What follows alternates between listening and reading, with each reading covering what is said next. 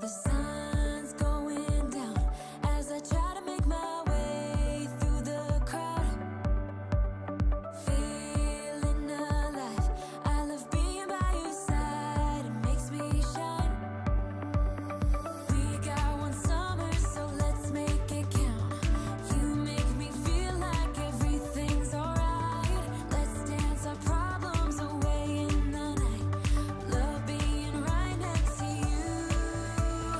You'll be on my mind, I'll be dreaming about this till the end of time. We are young, we are free, down for the ride. Might be over tomorrow, but we got this day forever.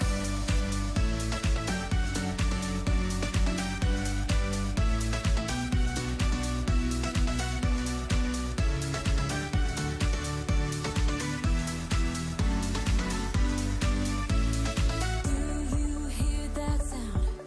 Can you feel the Is it with a blue background? music get wild? We're magic, you and I. They call us reckless, but we don't mind.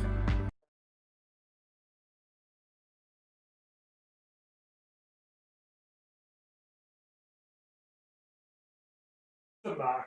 It's fine. Being Moments, right next moments to pass. you.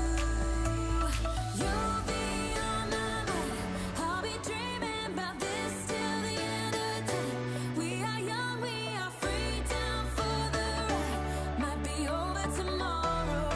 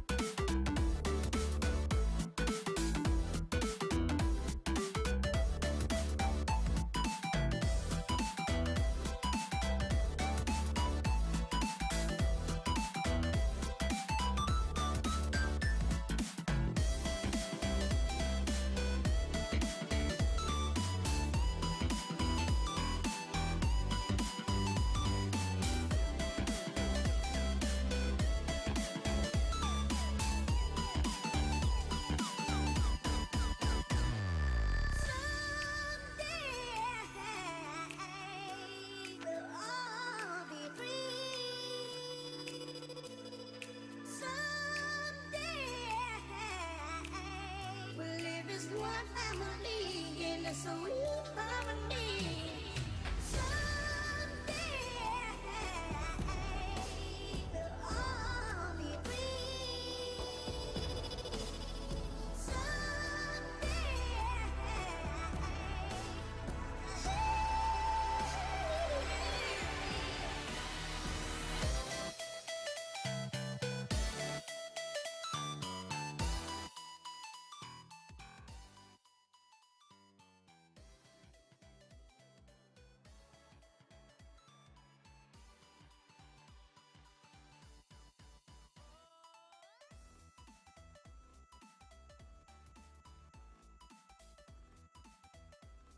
Nobody can hear me. Magic.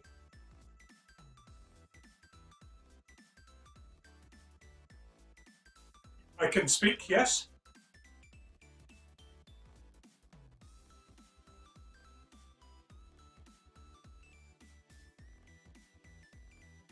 Little bit.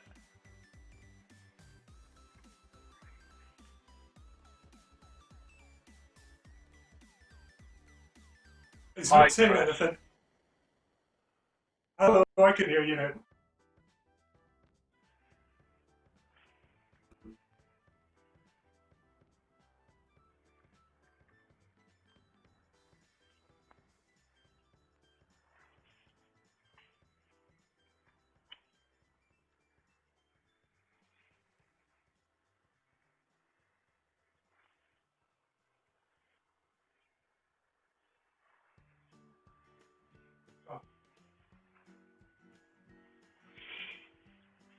That's a good different thing.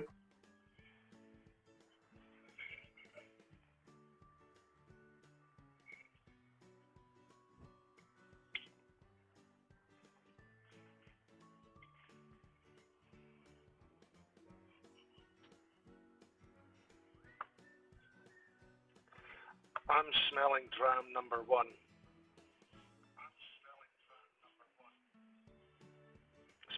Smells like Auchentoshan.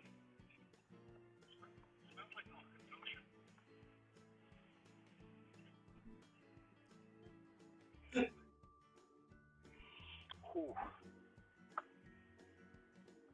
Dram 2 smells like TCP.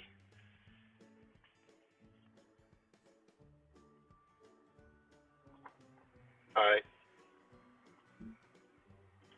Can you hear me now?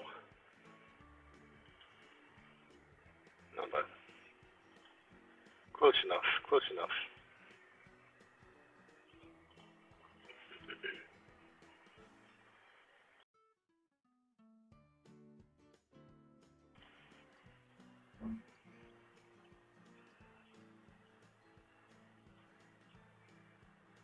No.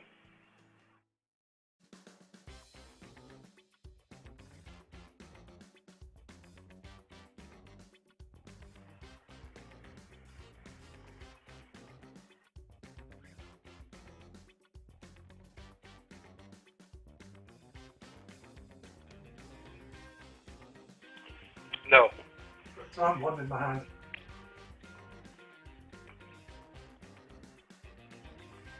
It smells, No. by my expert opinion, quite nice.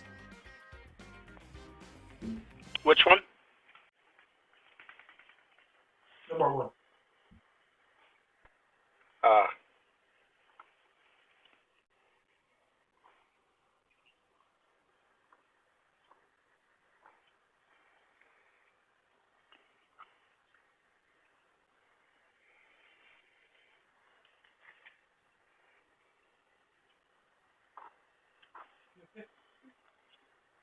Oh yeah.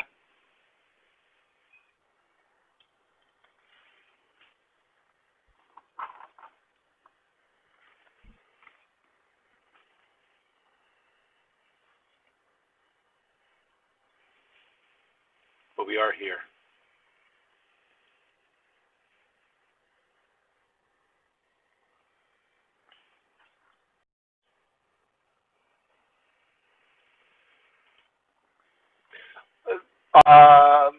I can see something floating onto the screen. Hey.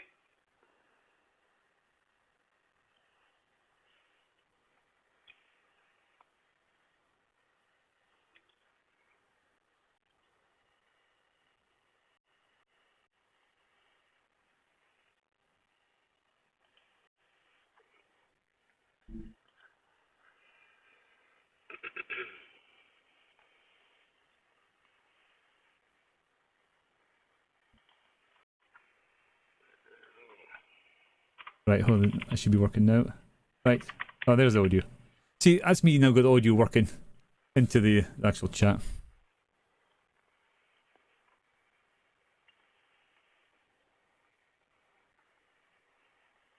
Unread.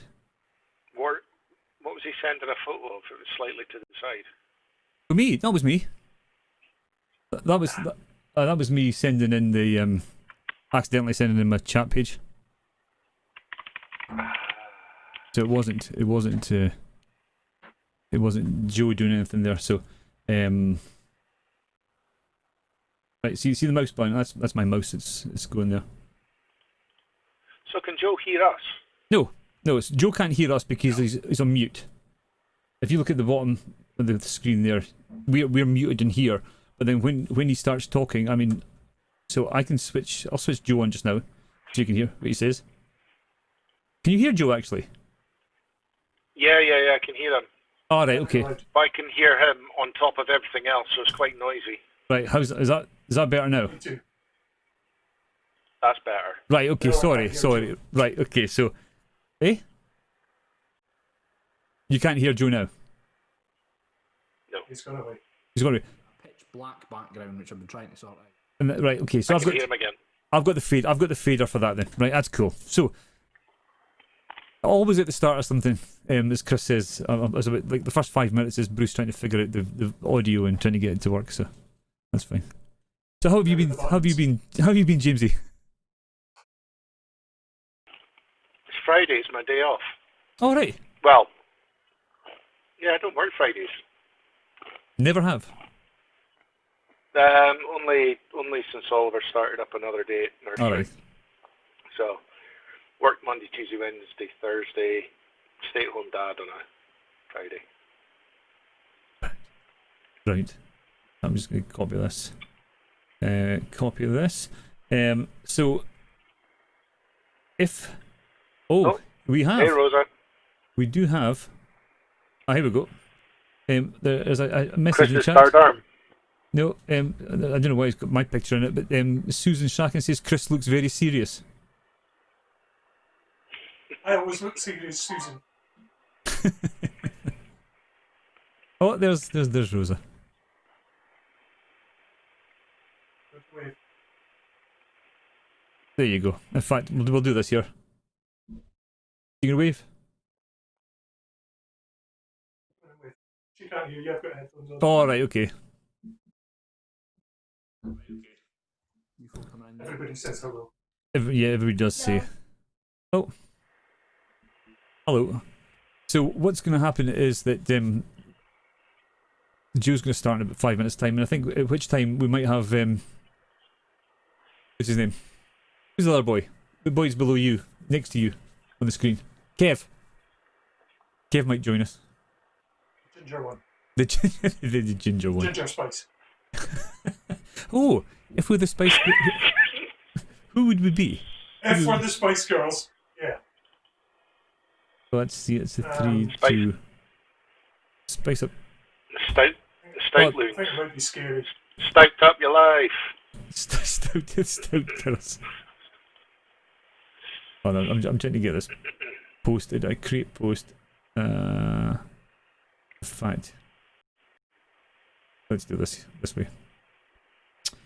Your audio is definitely a bit more muffly on this than normal. Is it? Yeah, sounds compressed. Yeah, maybe it's probably. In fact, hold on a sec. It's maybe just the way it's coming through rather than. Yeah, it's not. Yeah, you're probably right. It just makes you zoom in for some reason. Mm. Right. We'll see if he's going to start this. 7 folk in the waiting room now. So they've got 7 folk in the waiting room. Viewing comments. Copy that. You can sneaky taste, James. I accidentally spilt a bit on my thumb, so I had to have a taste. The It was a TCP one. yeah, one of them is really. Number 4. Two's quite medicinal, And there's a touch of it on 5, but not too much. I like 2 and 5 there, the 2 I really like. By smell. I've not I'm slowly coming round to it.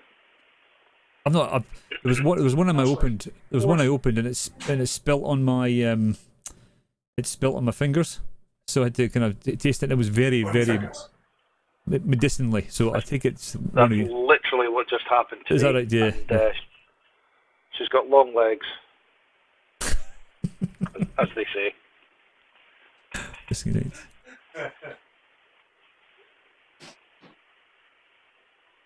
Right. Oh, Chris has got the fancy crystal out. Has he? Such a Tory. No, but cheap crystal light. Ting ting. See, I've got. Hold on a second. I've just got the normal glasses. Actually, the normal. What do you call them? I got a full matching set of 5. Oh, they're nice. In fact, hold on a sec. James, put them up. Do you know where these came? Do you know where these came from? No. Where? These are dessert. These are like dessert pots, like glass dessert pots. Oh yeah, like the Some sort. You're Kranikin. Oh yeah, Kranikin. Yeah, that kind of thing. Yeah. They're perfect. Oh, right, They all okay. match. They're all the same size. Like £1 each. Something like that. Yeah. I've got a matching set of these ones. Nice. So, as it stands, it is only just me, you, us three, Phil, Joe, and has anybody else got kids running about next to them? No, my wee man's in his bed. Oh, here you come. Got him in his bed early so we can watch Mandalorian. Oh, Mandalorian. Hey, do you want to? Is the new Mandalorian out yet? Yeah, Friday. Of course, yeah. In fact, can I just quickly show you something that I haven't set it up yet, but we'll do it manually. Desktop capture, local desktop. We'll go for that program there. We'll do that there. We'll do that there. Oh, maybe it can be blank. Okay.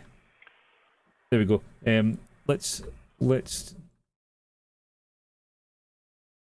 Oh. Did you see that? Oh, Yeah. saw your wife's feet. There she is. Look. There she is. In fact, we can probably put that in the position of where Kev should be. Just in that bottom corner. Yeah, she's been actually really good. She's in fact, here's folk coming in. There's she's been sleeping. I would put her to bed back at 10, and she sleeps till about midnight. Wakes up briefly. I take her outside. She does her business outside, and then she then she falls asleep right through till 7 o'clock in the morning. Without oh, hello. Yeah, Susan Shacken has just called us Old Spice.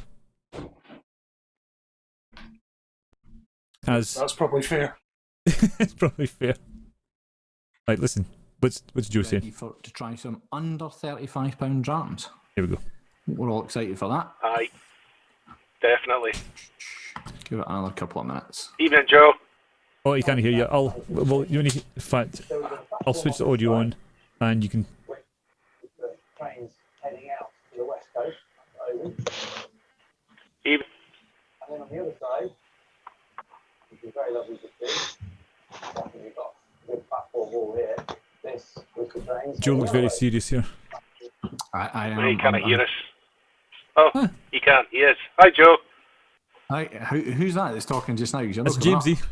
It's Jamesy. It's Jamesy. Don't for some Not reason. too bad, man. Yourself? Good, I'm not thanks, what? good. It's not coming up. You guys aren't coming up in my feed for some reason on my screen. Don't know why. Bruce has sneaked us through the back door. Well, steady. No, that's it working. I can see you there now, so that's good. So there's three of us just now in the same window, and Kev will be joining us in shortly. Excellent. That's good stuff. I'll switch back my view in a second. So we'll just give everybody another couple of minutes to join. Anybody that's latchy, get going. Kev, was going to zoom this down. The Chris was saying that the last time he did one of these nights, he was absolutely hungover to hell the next morning. Okay. Yeah. So I think we'll get started on that. Is that when you were drinking from a tin cup? There we go. There we go. So that's Josh, Dean, and That was the Mark time all together. before. Clocked your That was message, drinking whiskey guys. from a tin Thanks cup. very much. Appreciate that. Evening, Billy. Nice for you to join us as well. Thank you. So we'll go ahead and get started at that then. Thank you everyone for joining us. My name's Joe Strachan. I am one of the members of the Whisky and Cigar Club. This is our online tasting for drams under £35. Joined tonight by a few other members of the Whisky and Cigar Club. We've got Phil Gray, there's Joseph Shepherd, and hopefully Bon Ellison as well will also be joining us. Tonight, it's a really cool theme, I think. Drams under £35. We've spent a bit of time in the past looking at a lot of different whiskies through the various tastings that we've had since the start of the year. And as an introduction to us as a club, there's 8 of us as members. We're in Aberdeen and around the UK. We've been doing tastings as a group together for about the past 5 years, since 2015. But this year, with lockdown, the start of the year, we've moved away from that a little bit because we can't meet up. Through Dave McBain, who's one of the guys that's on the tasting tonight, Dave actually did an online tasting back in the very beginning of April, and that kind of put the germination of the idea of doing these online tastings for a bigger group of people. So various tastings through the months leads us to here today. And in some of these tastings, we've had bottles that have been upwards of £250. I don't know about anybody else, but I'm not spending £250 in a bottle of whiskey very regularly. So working with Nick at Aberdeen Whisky Shop, we've approached it from a slightly different angle this time for our tasting now today on the 4th of December. And we're looking at a different part of the market than what we might have looked at previously, and that's whiskey that's valuable for under £35 for a bottle. With Nick at the Aberdeen Whisky Shop, we've picked 5 pretty excellent drams, I would say. They're not all single malts, but we will come back to that because I think you could almost get away with classifying them all as single malts. Through the course of the tasting or picking the drams, we've come up with something that gives us a bourbon cask, something that gives us a sherry cask, something that gives us a bit of peat, something that gives us a bit of a combination. So we've got a fairly wide range of what we're going to be drinking tonight. None of them are cask strength, so you can dive in a wee bit quicker than maybe in some nights that we've previously done. So there are 5 very tasty whiskies tonight, and really looking forward to tasting them with everyone.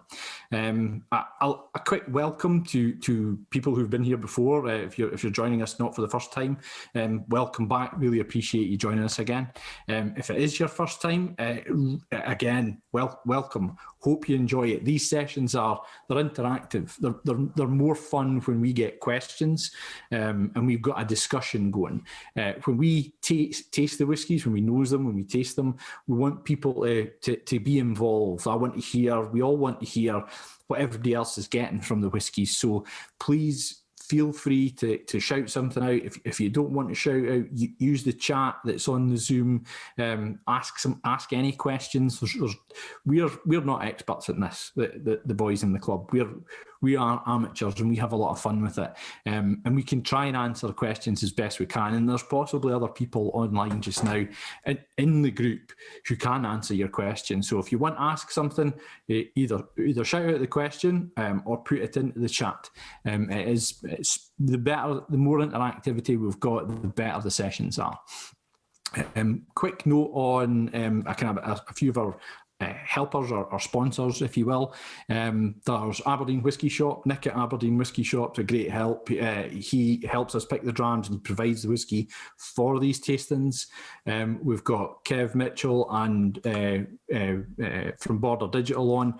Kev helps us out with a lot of the marketing and getting things right in terms of actually getting the right content out there.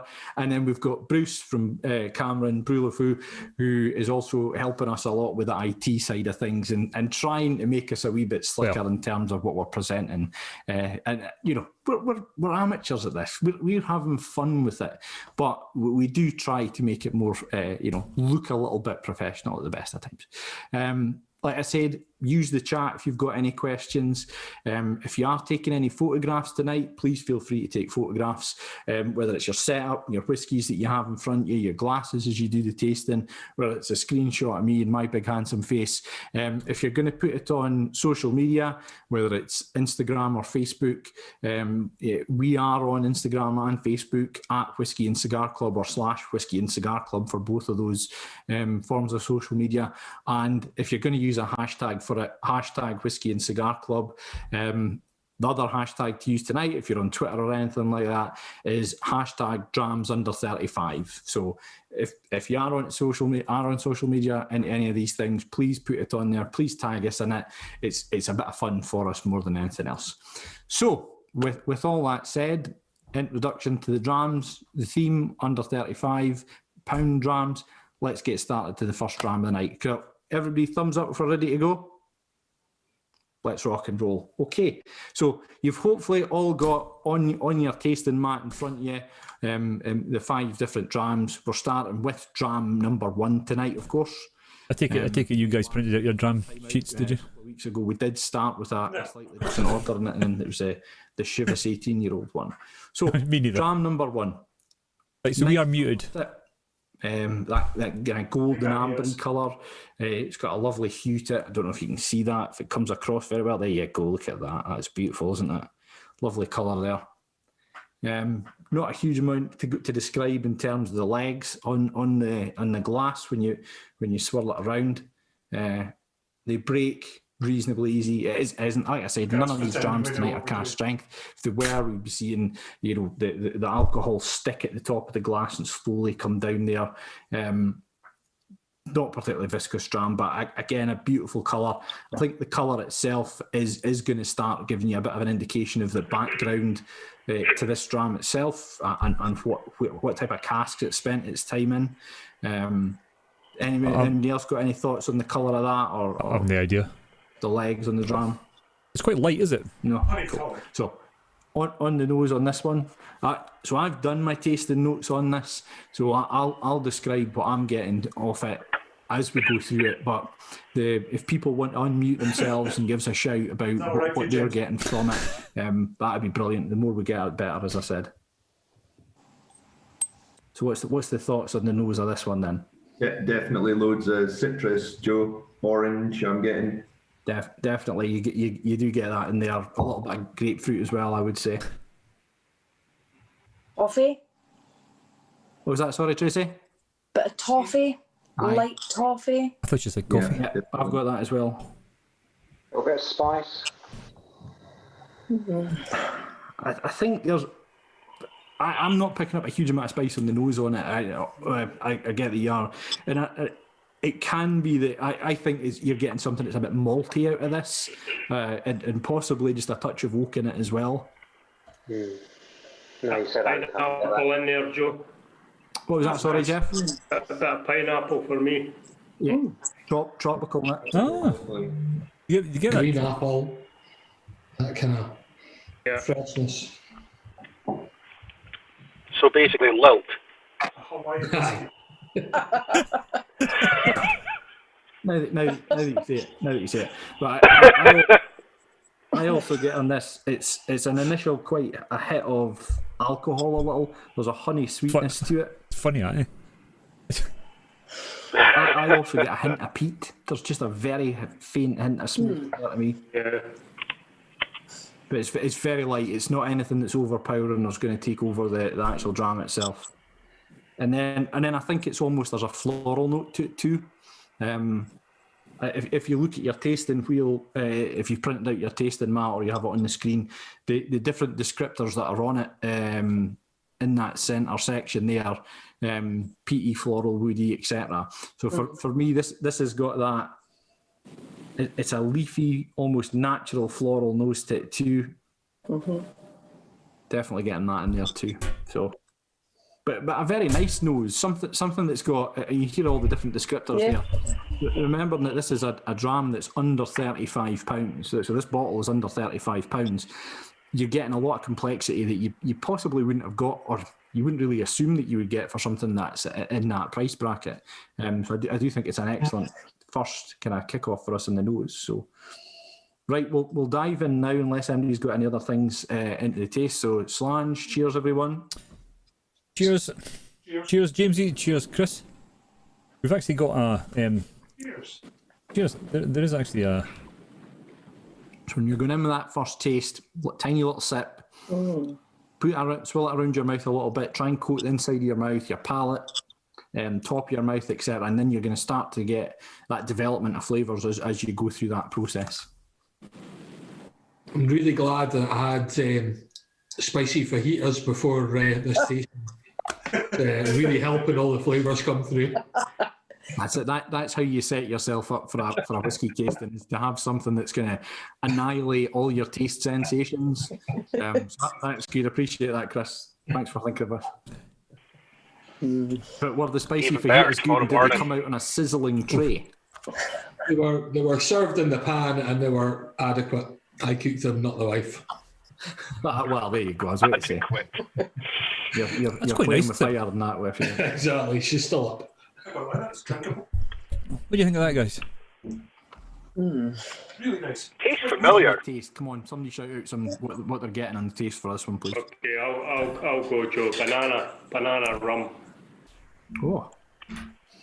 Marshmallow. I like that. Fajitas. I think it's time to move it. There might be a theme.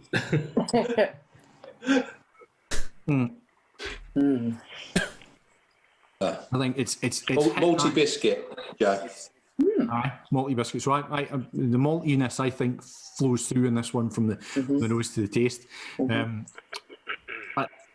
I think it's playing up to it's a 40% ABV dram. It's not massive alcohol, but I think it punches above its weight for me. I do get that tropical fruit, the banana.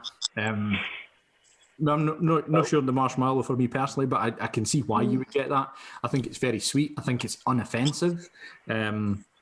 Easy going. Soft, is it? There's a herbal note for me on it, a wee touch of savoury and a bit of herbal as well. Although I couldn't possibly hit on what that was. Doesn't taste like. There's also a wee bit of. Tastes like a cheap whiskey. No, I think when you on that kind of second hit there, $34.99 menthol as well. That not minty, but that mentally type of taste. So we've just had James Kelly mention saying that's it. I'm opening the whiskey while I work. Feel free, of course, to contradict me as well if you don't agree with me. There's a lot of fun in that as well.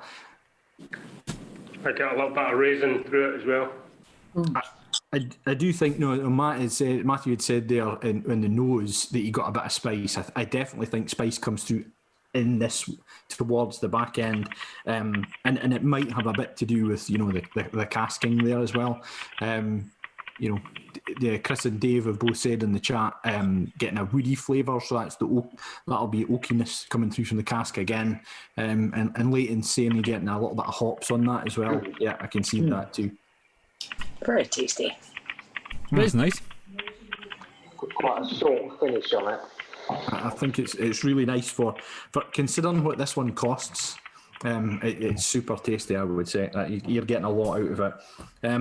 It's definitely refreshing, Joe. It'd be a great starter. Aye, it's your possibly getting in there around your breakfast dram type of thing as well. Why not? Your first taste of it as well makes you think it's stronger. I think that it was 40. You'd think it was slightly up the line a bit more. Yeah.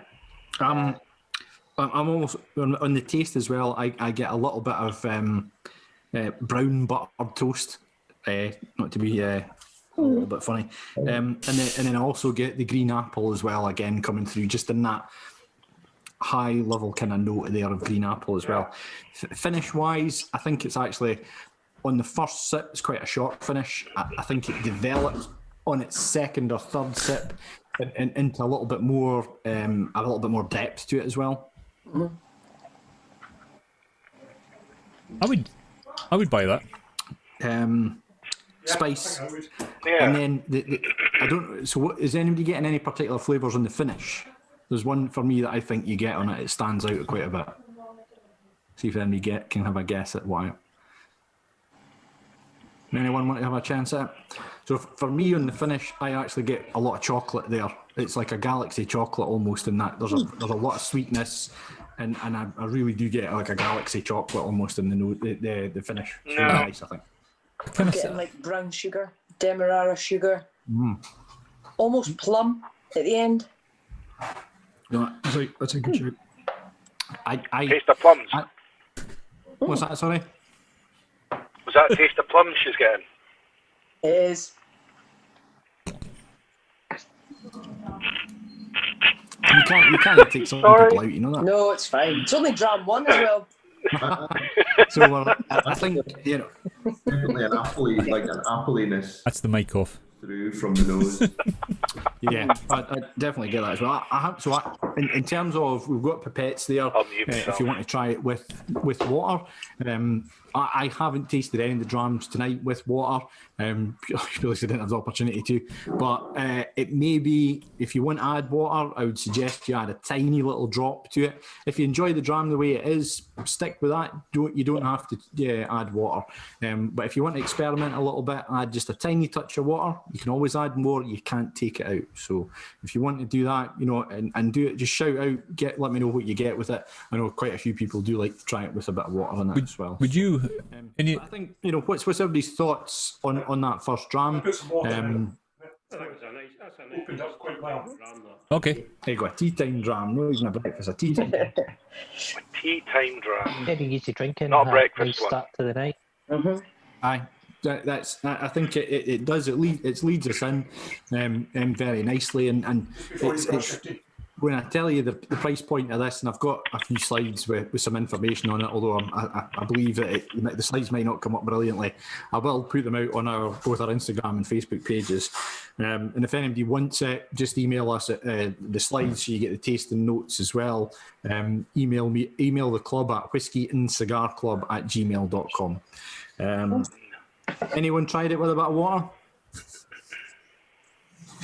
Nobody? No. Okay. So we'll move on then. So we'll do the scoring for it first. So like I said, it's a 40% ABV dram. I'm not going to tell you the price point yet or the distillery that it's from. Anyone want to take a guess at the distillery? Just out of curiosity. No. Okay. So here's dram number 1. The poll for that. So how did everyone score dram number 1? I've started the scoring at no lower than 5 out of 10 because I don't think it's fair to score. I totally forgot about this. Think I'd score any So you two kind of vote. So what would you vote for it? What would It's you give almost it? reminding me of pear drops now. 8 or 7? I'd go an 8 on that one. I agree. Yeah. Yep. Okay, I think we're all agreed on that one. Lovely dram. So that's actually 25 out of 27 voted. So we'll go and end it there and share the results. So there you go. Yeah. 7 out of 10 for that dram. Really lovely. I think that's reflective of the starting dram of the night for what it is. 40% ABV. It's a 12-year-old. Oh, sorry. I don't think we've got anything. I think we've maybe got one that's a non-age statement tonight, or a couple actually. So this is a 12-year-old. I'll go ahead and share the information that's on this dram, but I appreciate if that doesn't come through too well. I will read it, what the information is. So it's an Anok 12-year-old. So from the Knockdew distillery outside Huntly. Not to be confused with McCandew. which is a different distillery altogether. So I'll read out the notes on it just in case you can't get it, 'cause I do appreciate it might be quite small. Exceptional single malt from a Not Do distillery within the Speyside region. So it's a Speyside dram. Aged for 12 years, this malt is delicate, light whisky, bottled naturally without chill filtration and no colour added to it either. So nice. What you see is what you get with that one. The tasting notes in the distillery itself: golden light amber colour, nose soft aromatic with a hint of honey and lemon, taste sweet and light with a smooth finish. And there's your price point there, £29. I think you can get this for a little bit cheaper if you search around, but Asda £29 for a dram like that, I think that's really good value, to be honest. So I'll share those notes with everyone.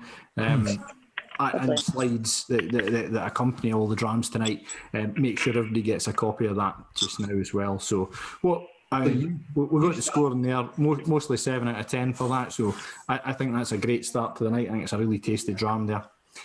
So before we get on to dram number 2 tonight, Joe Shepherd's going to give us a wee overview of why do we get whiskey that's expensive versus why do we get whiskey that's slightly lower cost. So I'll go ahead and spotlight Joe for everyone. And there he goes. So that's worked nicely. Welcome, everyone. So I'm going to take you on a quick... he's just... yeah, he's muted. You went on to mute. Just as it kicks off. Can you unmute yourself? Sorry, you're on mute. There you go. All right.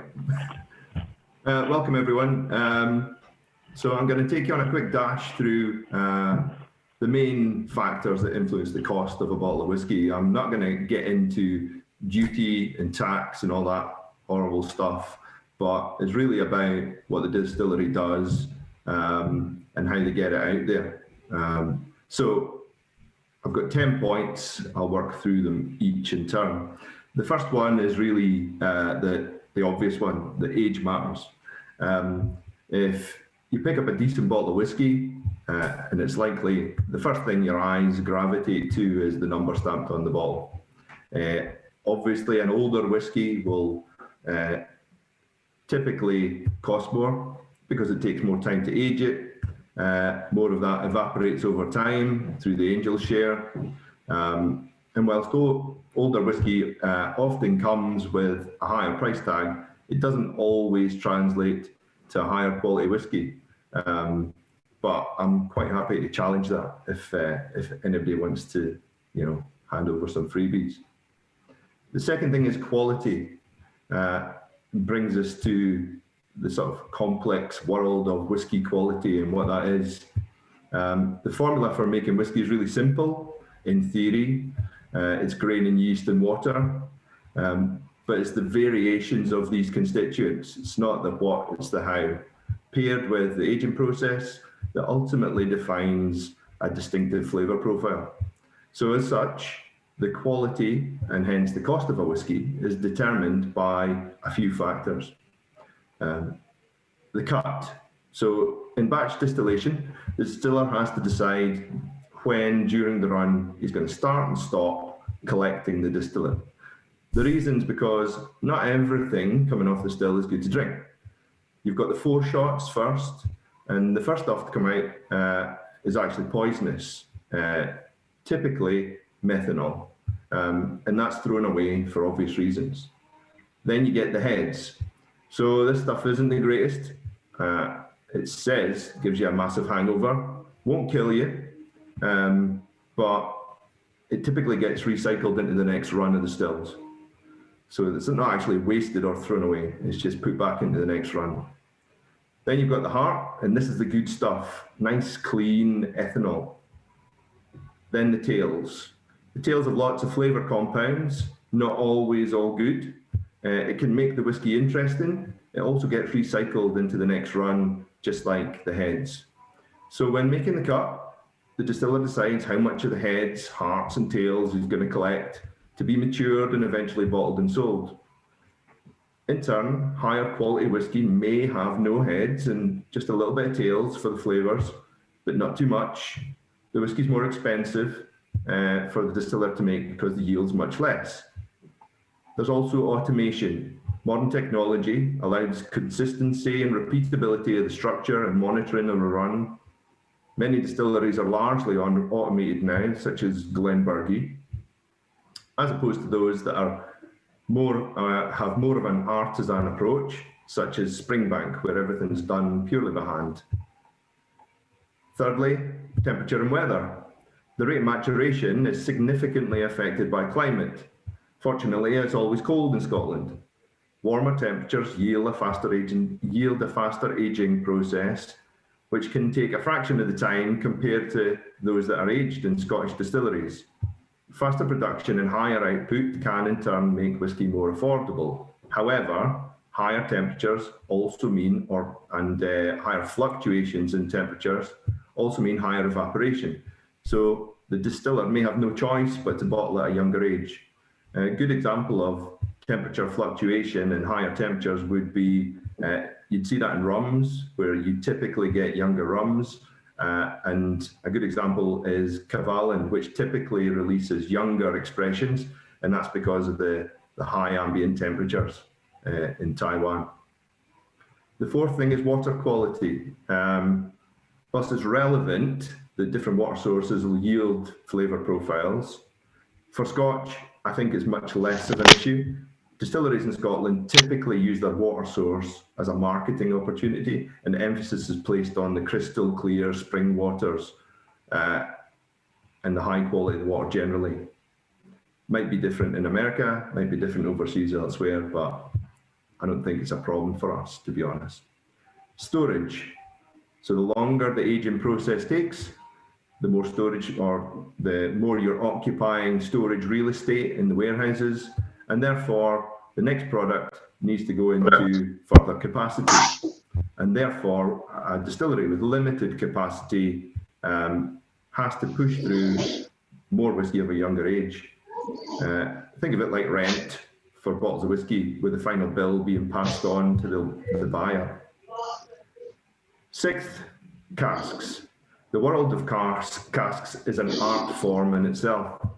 At this stage, you're looking at the types of wood used in constructing the different casks, the size of the casks, which also impacts rate of maturation, typically Spanish oak, American oak, through to Japanese Mizunara oak, just to name a few. Different woods come with different properties. Some woods are more porous than others, which allows the spirit to penetrate deeper into the timber and create distinct final flavour profiles. Seventh is provenance, branding and popularity.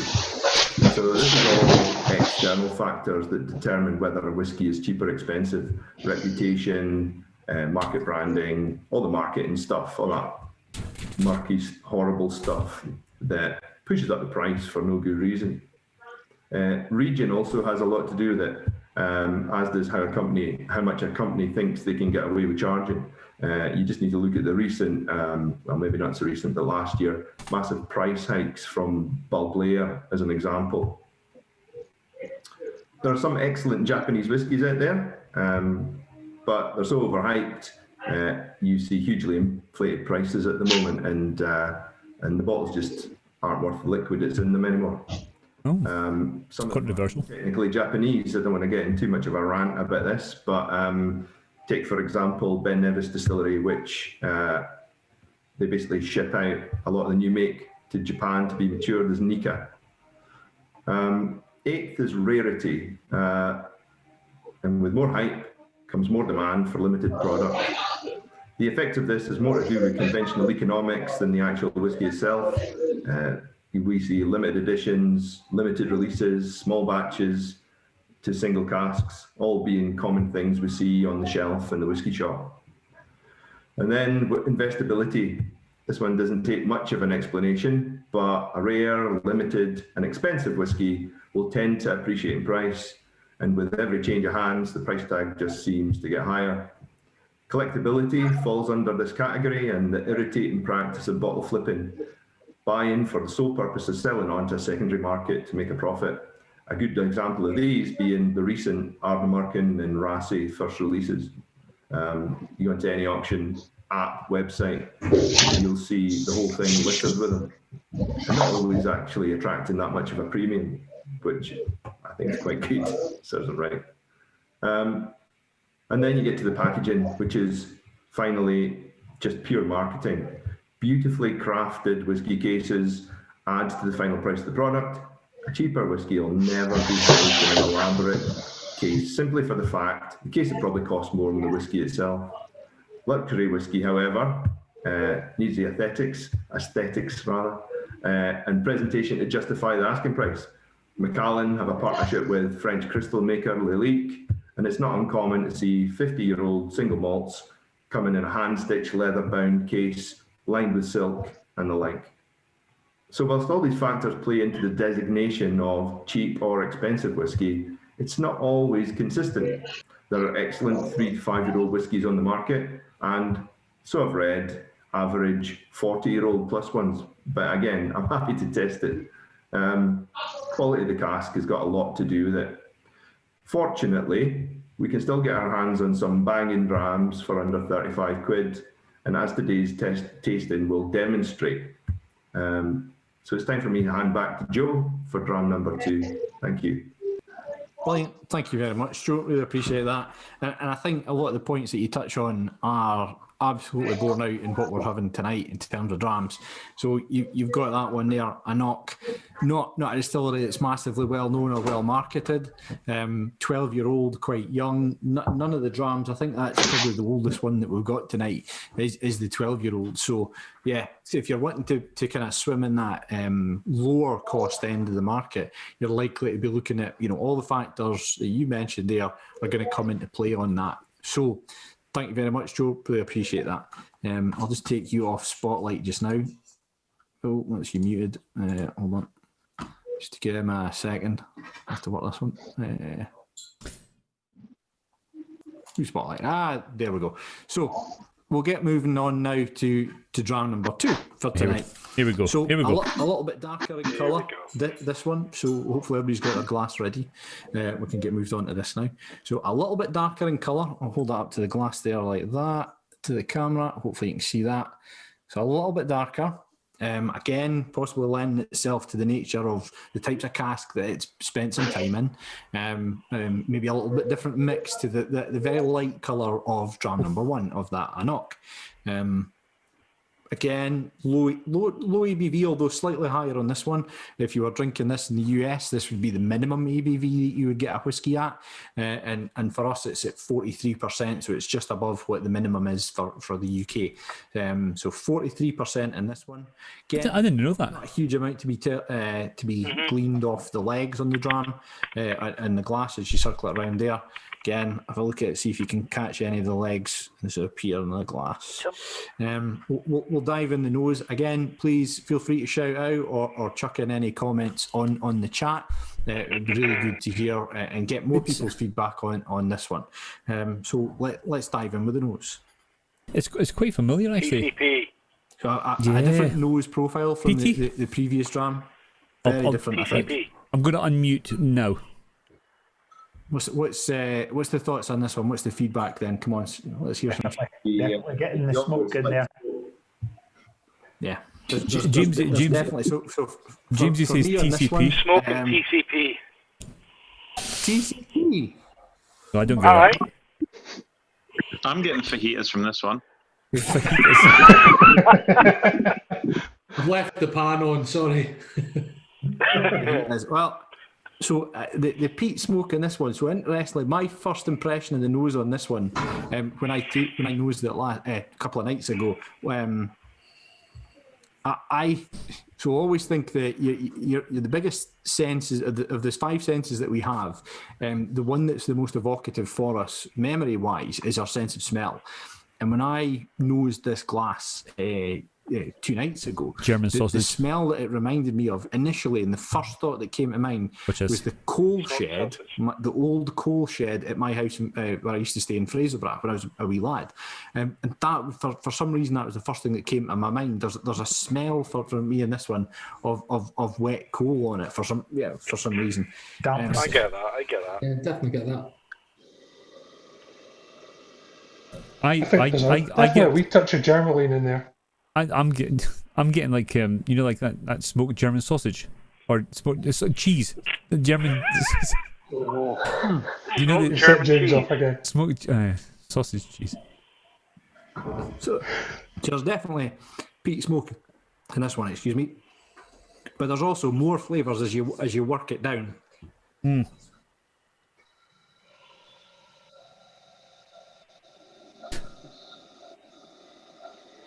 Is this where Joe spews on camera? And more as you get past that peat smoke and it develops a little bit.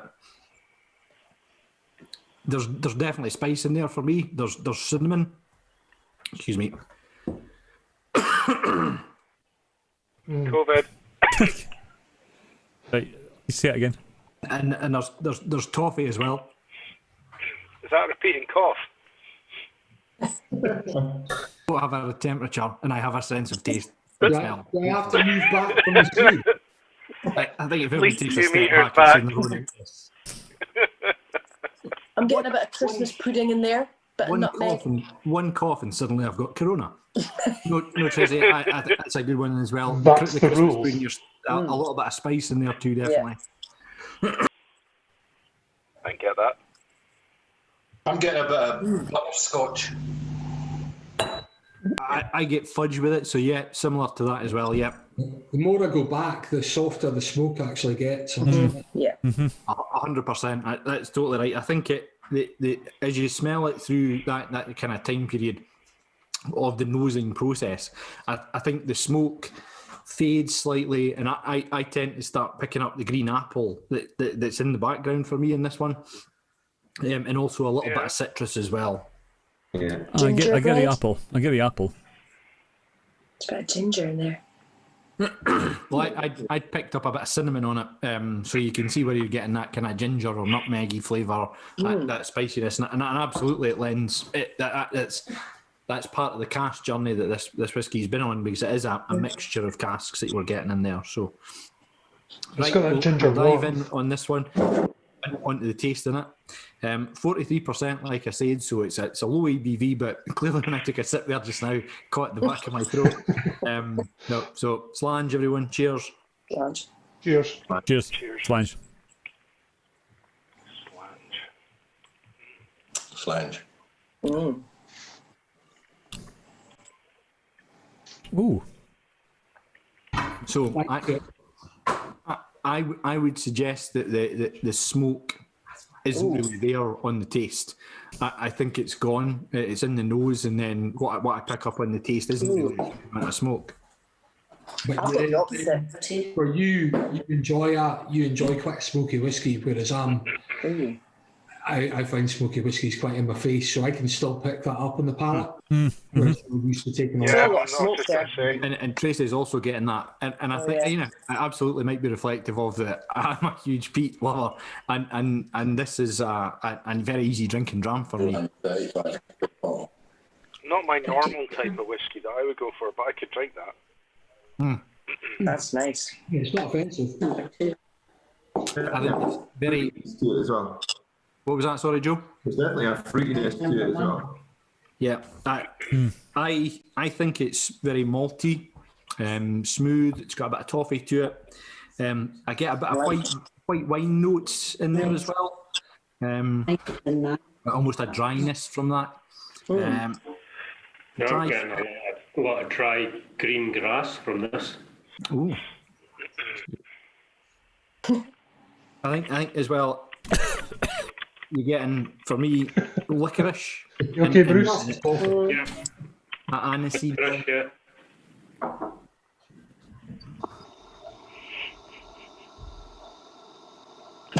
Dry spice as well, not old spice, dry spice, and a little bit nutty as well there too.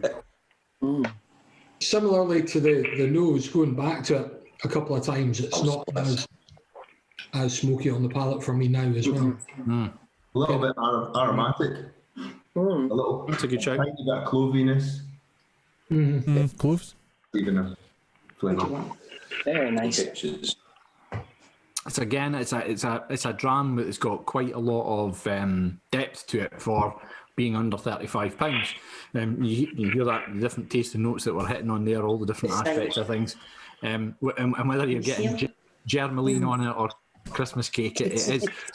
The whiskey tasting is a very individual thing. It's very subjective. It's in the eye or the taste buds of the beholder. So as we go through it, there's nothing, if you get something, that's exactly what you get. It's not wrong. It's what you get from it. And that's the most important thing, is that you try it and you enjoy it, and you get something from it as well. Finishing this one for anyone? What we get? Do we think it's a short finish, long finish? I'm just amazed how many people seem to eat germaline on this call. It's not normally one I taste. That's it. It's who's drinking TCP and nosing germaline all the time? Yeah. No, the smell, the initial smell of it reminded me of those bottles of TCP from when I was little. But that's kind of eased off. It's eased off now. Once I got past that, you get the smokiness. You start to get into it. But that initial hit on the nose for me, that's what I got, and now it's gone. I don't get it now. I think that's as you work your way through, you go back to something that you keep going back to in terms of nose or in terms of taste, and you will, over time, you'll get something different. So that's excellent. Thanks for that, Jamesy. In terms of a finish on this one, for me, a nice finish. I feel that the actually returns on the finish. I got it in the front end on the nose. Not so much on the taste, but on the finish, I definitely got a little bit more smoke coming back in there. I feel it lingers as well, and you do get a little bit more spice in the back end as well. Yeah, taste the spice now. 43% natural colour. I don't know if it's been chill filtered or otherwise. That's not on the kind of paraphernalia that comes with it, but it is natural colour. So that colour for me, and certainly those flavour profiles suggest that this is definitely a mixture of both bourbon cask and sherry cask whiskey that's been added to this. It's a 10-year-old malt, this one is, and it's a single malt. So 10-year-old single malt, 43%. One of the notes that you get on the bottle for this one, I've got it sitting right here. I'll ping up the slide once we've done our voting on it. One of the notes that I've got that's on the bottle is that it's exclusively first fill cask matured. So that means it's only going to be put into the liquid. Is only going to be put into casks that have not contained any other whiskey. It's the first time they've been filled with whiskey. So that means it's able to take out a huge amount of flavour for it in a much shorter period. So interesting how this distillery has chosen to go down this route with their 10-year-old whiskey anyway. So we'll move now to the polling on this one. Unless throw open to the floor if anybody else has got any more comments on it. Right, I've just muted the chat. Guys, I added a bit of water and it's a bit treacly. That's really tasty. You got a little bit treacly with a tad of water. Totally not the normal type of whiskey I would go for, but would you buy it? Yeah, I would. I'm Leslie, but it's Kev anyway. I would. That's okay, Kev. Nice to meet you, by the way, and welcome along. If anybody else has got any thoughts with it? Normally, first fill casks are normally a deeper colour. You said that's 10-year-old, so it's quite a depth of colour in it already. Aye. If there was more, it suggests that the balance between the bourbon cask and the sherry cask, when you had it in your glass and looking at the other three, obviously Dram 4 is much darker, and that hints at where it's spent its time. So and Drams 1, Drams 5. Put Dram 1, so, Dram 1 and Dram 2 together, sync them and catch up. Basically, yeah. Of the colour out of that charred cask. Yes as well. Yes as well. Just try it with a wee bit of water now. It's nice with water. It brings out all the caramel, softens it a little bit. So Kev, you can hide your preview. Oh, you know what to do. A drop of water now. Has anybody else tried it? Yeah, I've tried it with wood. I like the smoky peaty ones, Joe. And actually, I find this is a really nice introductory one for people who maybe don't have it. So like Luke, who's sitting next to me, he's more like a sweet end like you. But this is really, really nice. I like you get a real hit first and then just mellows out as it goes away. It's really quite nice. It's nice. Enjoyed it. It's interesting that not really a huge peaty drinker. A bit of the blurb about this whiskey and what the distillery is saying. This is almost trying to be a traditional Speyside dram, but not in the traditional sense of tradition today, but going back 50, 60, 70, 80 years, where there was a little bit more peat in it, there was a little bit of a sherry influence in it. It wasn't all light and fruity as some of the drams are just now. So this sets itself very much as a traditional, classical, is the word, a classical Speyside dram. So give me a clue where it's from. So I'll go ahead and show up the poll for this dram. Right, Dram so number 2. what we're going to do is we'll get our scores for that. So we're going to. Right. What do you think, Kev? Not Kev. Oh, we'll let everybody hit their scores. We'll go, Jamesy. What do you think? I would go an 8 with that one. Chris? Yeah, I think I'd go 8 as well. I was going to go 7. I'll go with 8 because it's I'll vote. Yep. Right, that's 27 of 28 voted now, and we've just about got there. bigger mix of Kev's face. I said a range there. I'll go ahead and share the results. So down to a few people put it as 5 out of 10. Anyone who scored it 5 out of 10 want to volunteer why they had it at that score? Yeah, I do. Silence. I just find it a little bit confusing, the taste. From the nose to the taste, to the linger, it's very confusing dram. It's not one that I like. It's not one that I would buy and drink. What did I miss, guys? Thanks, Jeff. Right, so basically what you've missed is 2. This is the third drink. You missed Joe's chat about something that I didn't listen to. That dram, then I'll go ahead and share what it is just now. I'll read that out. I appreciate you not being good. So it's a Benromach 12-year-old. So Benromach from Forres, up in Speyside, just past Elgin. This is dram number 3. Made at smallest. Dram number 3. Speyside with only 2 permanent workers actually work at Benromach. A mix of both bourbon and sherry casks, and I think that's very prevalent in the colour, the taste, etc. of the liquid. And then it's vatted finally, and I think the vatting period will be between 9 months and 12 months. And in sherry casks to bring it back together, or bring the bourbon and sherry together. So interesting how they've done that, and how no, they can't hear us. Chosen to do it like that. Colour, kind of darker golden amber. No. Until Bruce from the says distillery. You're live. Butterscotch, licorice with a bit of wispy peat. They're live. We're not. Taste. Yes. Green apple. No, we are live. Licorice, They're not. Malt. Yeah, we're all live, but Zoom can't hear us. Smoke and spice. Benromach 10-year-old, 43%, and you can Why pick does this up. Why does Jamesy sound like the Mandalorian? So if you go into the because it is the way. a malt or whiskey exchange, that'll be available for about that price.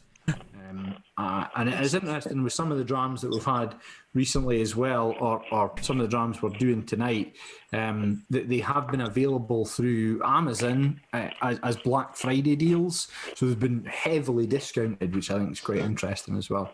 Just in time. Want to look out for next year, or now some of the Black Friday deals, the Cyber Monday, etc. They're still continuing on to this week as well. Okay, so we'll go ahead and hit dram number 3 then. So it'll be okay to do that? Yeah, good.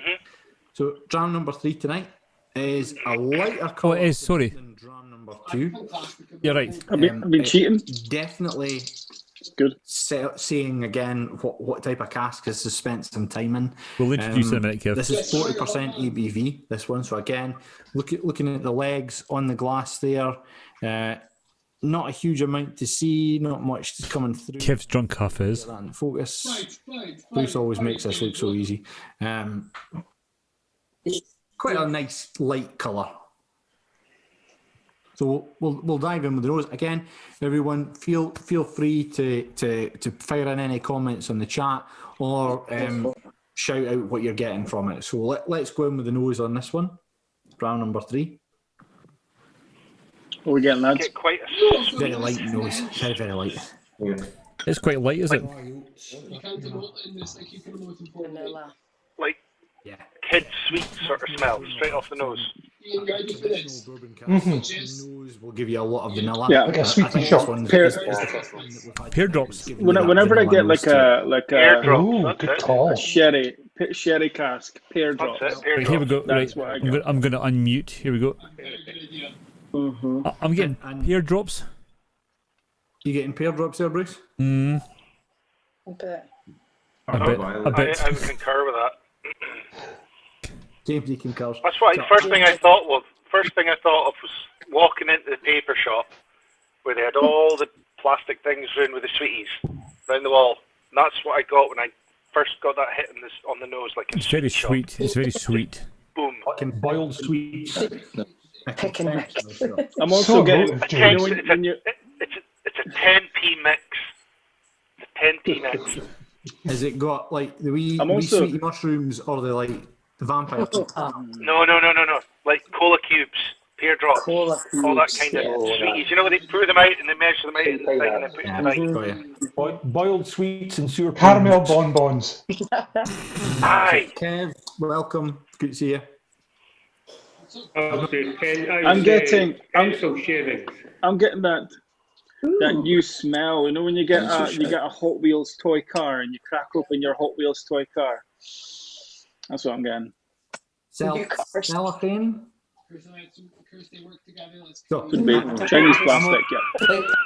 So we'll come back to what Jeff said there in a minute, and we'll his nose and note of pencil shavings. I get a lot of citrus in this, lemon and orange notes. As soon as that kind of is said in there, the kind of the pencil shaving side of things, and you start thinking about actually that charred wood, that charred smell. Yeah, that's what I'm getting out of. I also think as well this you get the toffee, that Werther's original smell that we've touched on a few times in the past. Oh yeah. Right, they're muted now. They're muted. We're muted. The creepy grandad. You definitely get a lot of lemon and citrus notes on it as well. Yeah, but it's we weren't muted there. I'm into marzipan. Bruce. And I wonder if is Andy picking up anything kind of minerally with it a little bit. This tastes exactly like Hold on. Go for it. Yeah, slightly. Yeah.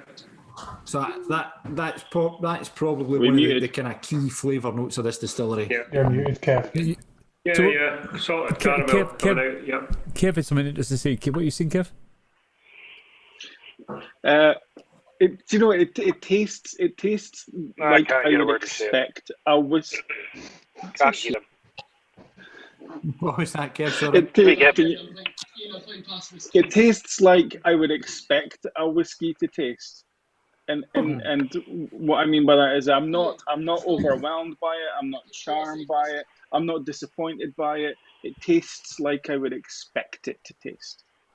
So this whiskey itself is one of those ones that you would, if you were going to do it's difficult to describe, an introductory tasting of whiskey in single malts. This is one that I would absolutely put on that radar there. So wouldn't disappoint. Absolutely. So Slange, cheers everyone. Let's get in about this one for the tasting. Yeah, I mean, it's definitely one you'd give somebody who has said they don't like whiskey. Ooh. You know, they say, "Oh, I don't really like whiskey." You'd give them one of these and go, "Try that," and then you'd let them try. Are you trying to put them off drinking it again, Joe? I am. I'm not enjoying it. So as a slight segue, Joe and I went out to Cask a few years ago, and it was Joe's real first experience, Joe Shepherd's first real experience of whiskey, tasting whiskey. So I bought 2 drams, and I took, well, I can't actually remember which one I took initially. Joe, do you remember which one it was? I don't remember the very first one, but I remember you said, I said, look, you're really into this whiskey stuff. I quite fancy giving it a try. I mean, about 5 years before that, I worked with a guy and he'd said, oh, drinking Lagavulin 16, it was absolutely gorgeous. I went and bought myself a bottle of Lagavulin 16, and I swear I just about barfed when I sniffed in the top of the bottle. I gave it a wee sip and I was like, no. I poured it down the sink and that was the end. But then, I know we went crazy. Jason's having a heart attack. We went in. Dear God. We went in. But then Joe and I said, went in. we'll have a couple. We'll have a couple, and I'll show you what good whiskey is. You're obviously you've tried the wrong thing to start. It's fine. Over to you, Joe. So I'm in Cask Bar in Aberdeen, and I think I don't think I got what this is. I got another dram that's quite light flavoured, and I kept that one for myself. And I got Joe and Ardbeg Ugadal, which then he's tasted that is pretty much one of the most in your face whiskies. It's cask strength. Lovely. It's incredibly. But I took a sip. It's unbelievable. I love. But I took a sip, and then nah, it's not for me. I can't even. Like, literally, it burned so much because it's pretty much cask strength. So Joe then had that as well. It was great. It was good. But that's not how you introduce someone to whiskey, giving them an apple. It's how you get 2 drams when you're buying a round, though. It is. It was brilliantly thought out, I've got to say. As a strategy, it worked. So we'll get back to the matter at hand into dram number 3 tonight. So this one, on the taste buds, what's everybody getting on the taste on this one? Shout out, come on. Chocolate orange. I've forgotten. It's quite a dry whiskey as well. So I've just put water in it. It's a short finish. Yeah, it's gone. Short finish on this one. 40% ABV. Drink more quickly. Gone. Ripened banana. Maybe overripe. That's a good shout. I'm going to need you to make sure there's a 3 out of 10. A 3 out of 10? That's hard. Come on. No, I think that's fair to be. That's the sort of whiskey that stopped me drinking whiskey 4 years ago. Well, I hope Donald's not online just now. He's not. He had a bit of an incident earlier on where he left the office, and I believe he left his whiskey there, and he's too embarrassed to come on. Oh no! As Donald's one of the regulars that comes on every week, or every month, I should say. We've not do this every week. Weekly. And Donald could not be a bigger fan of this this distillery. On the taste for me, sweet toffee, smooth, that salted caramel coming through, and the saltiness, the coastal bit, which gives you a more indication of where this is from. Vanilla right through. I get raspberry. Can see where you get your orange from as well, and then a tiny little bit of spice, but not a huge amount. Not anything to write home about. Very, very easy drinking. You can, super easy. It's very easy. It's the bottle of whiskey. Even worse with water in it. Oh my goodness! This is the whiskey. This is the whiskey I would give my wife if she wanted to make herself a hot toddy because she's got a cold. I've used it for Fair enough. There is absolutely nothing wrong with that. So on Amazon last week it was available for £24 a bottle. So it is a single malt. Finish shorter finish for me, not massively long. No. Again, that saltiness coming through there, and a slight herbal note as well. So we'll move on to the scoring for this one. To be honest, Joe, I would have this before I do a tasting, just to take the edge off your first dram. A palate cleanser. It's super. I like it. I should have had it before. Is this what I think it's going to be? This is one of your biggest selling. This is a supermarket. It's available in the supermarkets. This one. Okay. It's very popular. Got an idea. It's iconic, I would say, in terms of the design of the bottle, in terms of its marketing. We'll go ahead and do the polling for this. I haven't put anything lower than 5 out of 10. If you want, what was the APV, Joe? 40% on this one, Jeff. Yeah. Okay. This is a distillery that Joe let me taste a bottle of when I started getting into whiskey as well, but it was a different addition to this one. I'm not saying until you've obviously said the bottle, but it was my first distillery tasting. Yeah, there's a couple of us have been to this distillery. It's not close by Aberdeen. It's probably one of the more awkward ones to get to on the mainland. And a couple of us have actually just recently bought a special edition of this whiskey. But I'll go and I'll launch the poll for that one, and you can get your. Right, we're all muted. We're all muted. We're muted into Zoom. Right, what do you think? I like that. 6-8. I like it. What do you say, Kev? 7. 7, right. 7. I would go with 7 on that one. Kev? I'm a 6-8. 6-8. 6.8. That's a 7, right? 7. That doesn't do amateur scores. 7. Yeah. 7. 7 is. 6.8. Honest to f***ing God. 28 voted for that one there then. So one sip, everybody knows the rules. There you go. The most popular score was 7 out of 10, but being dragged down there, a few 5s, and then most people in the 6 range. See? And to be honest with you, 6.8. I'm not surprised by that. Got it right this time. This is a common one. Where do you think it's from? Just before they actually announce it, where do you think it's actually from? He said it was coastal. The whiskey shop. Whiskey. Just as I get the notes up in front of me here, I kind of know them well enough. Drum roll. Oh, it's an old Pulteney. Oh, it's a Pulteney. Old Pulteney, 12 Hello. year old. Wick. Yeah, a dirty wicker. Dirty wicker. Aged entirely in bourbon casks. This is they've redesigned the bottle and not the bottle shape itself, but the labelling. The bottle it represents the shape of the stills that they have. I thought it was maybe like a butt plug, but that's maybe something different. In that kind of conical shape. It depends how big yours is, I suppose. Which end are you putting in first? It is a... in inverted is this commas, are we being restreamed here? Dram. It's one I would recommend. But in that case, I don't know what you're talking about. It's not offensive. It tastes like what you would expect it to. It tastes. I know what side I would pick if I was forced to choose. I feel like it could do with a few extra percentage of ABV. I think it links back to what Joe said earlier during his kind of spiel around what's the difference between expensive and cheap. I'm getting that white pepper now. That increased the amount of alcohol. White pepper. Lower yield for them, the distillery. But would it bump up the taste? And yeah, it probably would. Also, adding to what Joe Don't kind of use said, white pepper. the duty payments that they've got to make on things sell at £35 and less. How's your second now, Do you know what? Go ahead. So I do enjoy an old Pulteney. Excellent. As it is. A standard. I never tried the 12-year-old. So I don't think I've had it before. Whiskey. Do you know this? I thought it was okay, but it's gone.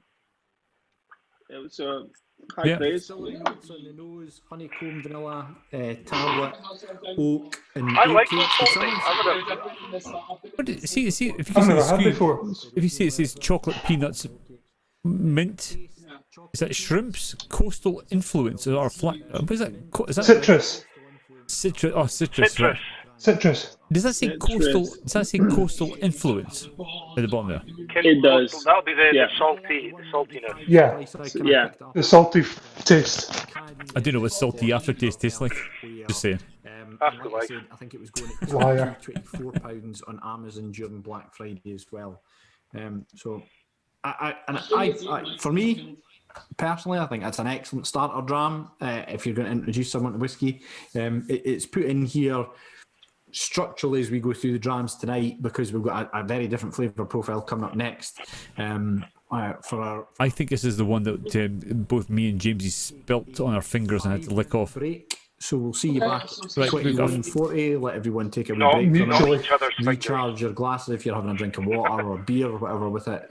And we'll see you back in 5 minutes. 5 minutes. Right. Just So before you head off there, yes, Phil? just one thing when you're smelling the old Portland, you know, when you're doing the distillery tours and they let you see the grist box, how they, you know, goes through the different sieves and the bits and pieces, and they'll let you check and you can smell it. Just that's the, you know, just get a wee bit of that when you're doing the grist boxes and the smells on that one as well. When I said dry oats, that was kind of yeah, almost cereally kind of breakfasty notes. Yeah, getting that cereal milk. Right, we'll see you back in a few minutes.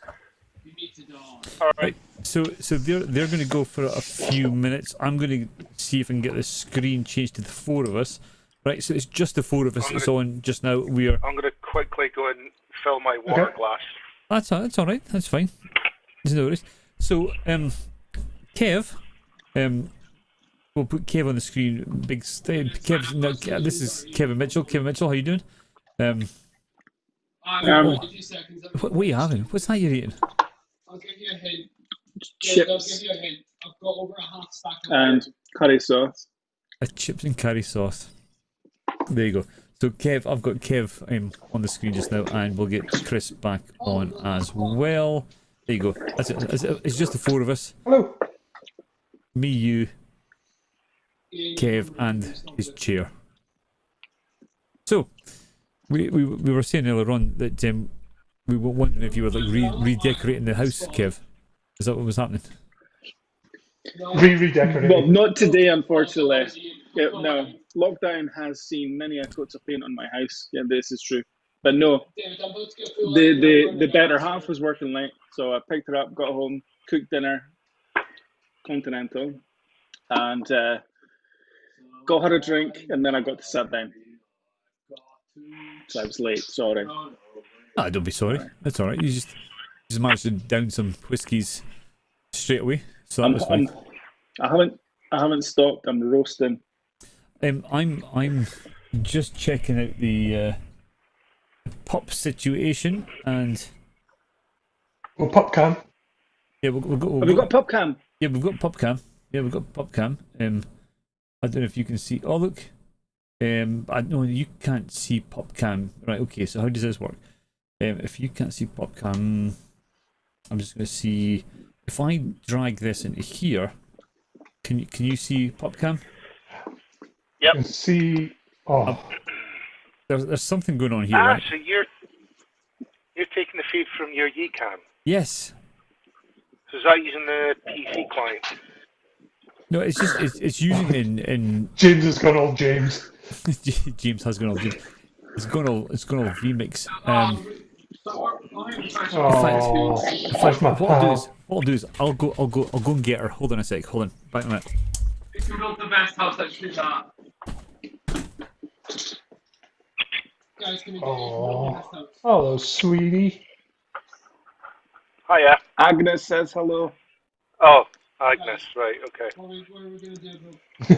Guys, how are we going to do this? Never shy to hump your leg. Who, Agnes or never mind. Either or. By the time you're finished, I'll contact with her and I'll be So this next one. Sleeping. No. How was numbers 1 and 2? Me and James both said 8 out of 10. Hold on. Wow. Oh, Ruby. Hello. There she Ruby. is. Look at Ruby. There she is. It's that's our Ruby here. How's she settling in? Look at her. You see Ruby? Say hello. Look. Say hello, Ruby. Say hello, Ruby. Come on, Aggie. Say hello. I think she might have just farted. Actually. You're hoping that's all it is. Yeah.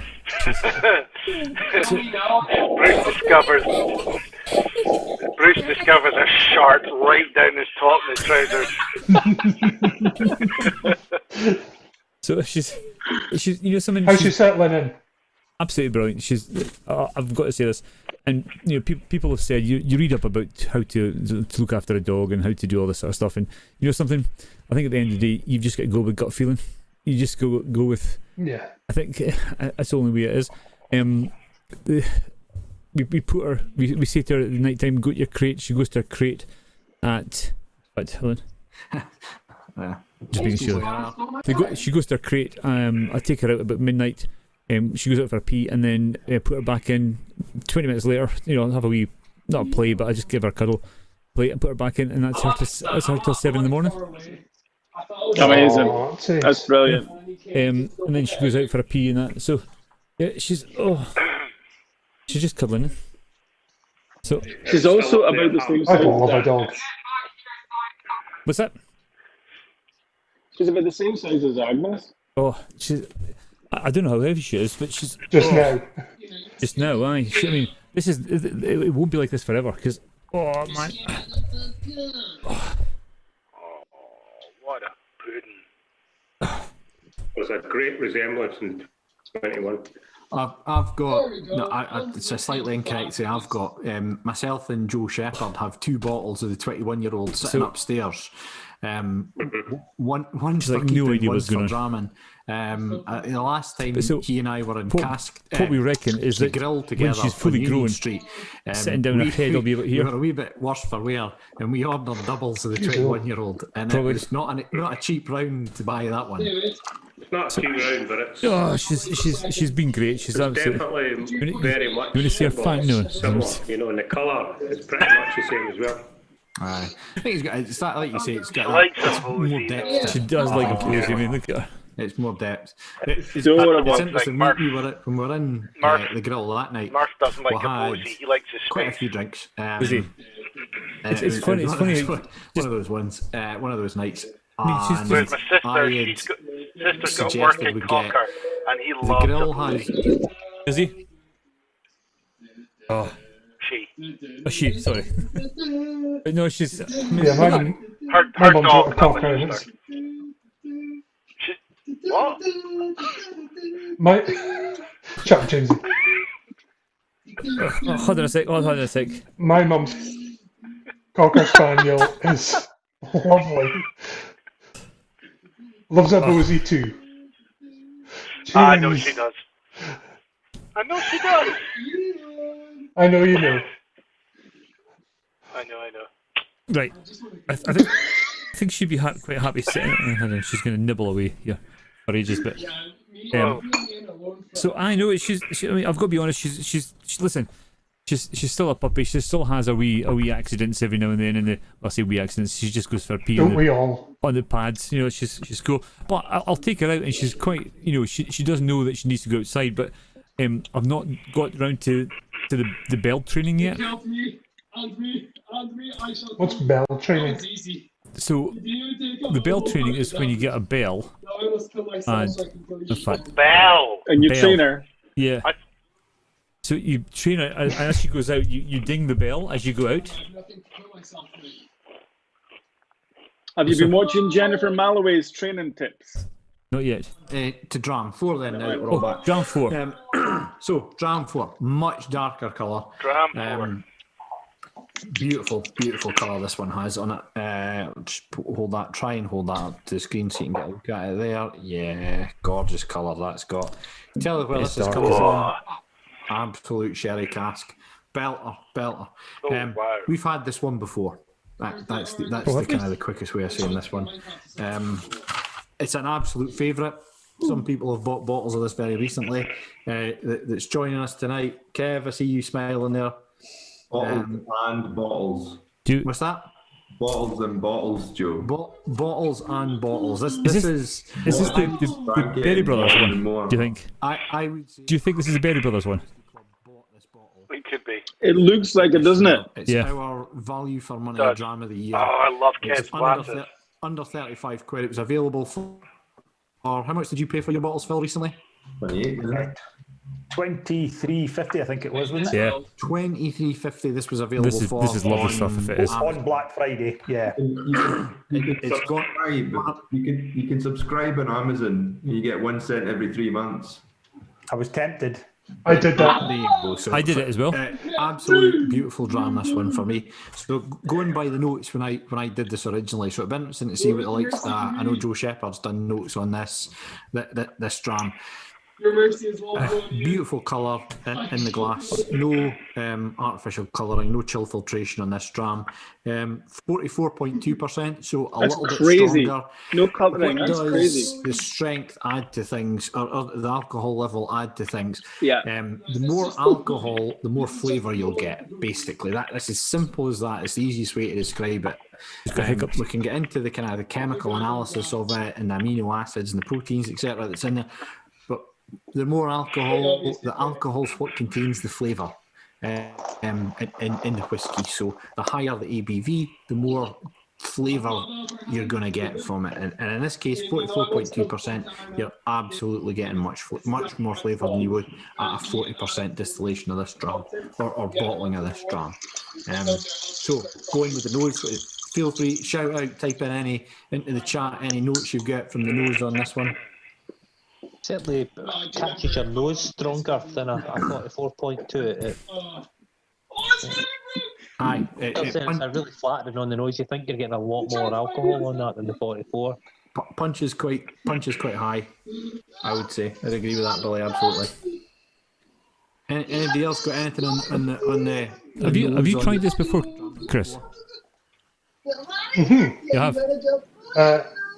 I've got a bottle in my cupboard. Raisins, toffee, spicy, all the usual stuff you'd expect from sherry cask whiskey, to be honest. Without Has any of you guys had water in yours? Out a bit. No, not yet. No. It definitely. I've been trying a wee drop in every now and again as we're going through. What you want a I do. nice sherry cask Yeah, to be, I not have a a wee Buna, drop of which water in is it. a 58, 59, Takes the 60% harshness right out. sherry cask, which will knock your nose in. This one's really ticking a lot of boxes. It'll fight its way with a Macallan, I think, on the nose, on the taste profile of it as well. I think it does a good job of that. Got that sort of Dunagee funkiness to it as well, which is not unpleasant. Yeah, I think those who were with us quite a few months ago when we did this one originally a long time ago, I think I said it's got a fusty smell to it. It's got a bit of a pong. It was the word that I used to it. like a wet that's wood sort of. You know, Hold on. I'm just going to unmute you. Hold on. Will have Go for it. a funkiness to it, almost in terms of the aroma. So this is where that's this is where that's at as well. Like a damp wood, like a damp, fusty wood sort of smell. What's that? Sorry, Jamesy? Like a damp, fusty wood smell.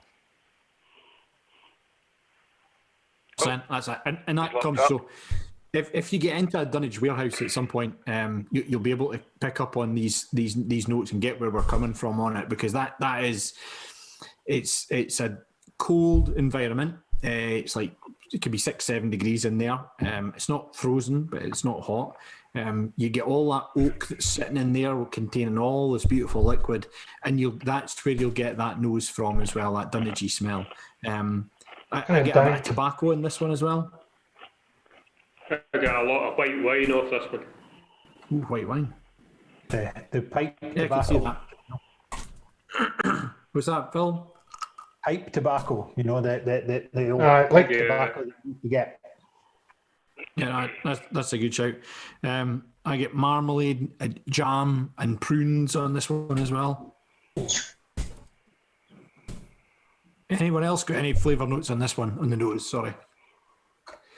Hickory. Yeah, so like a hickory. A sweet wood almost. A barbecue. Like a hickory barbecue.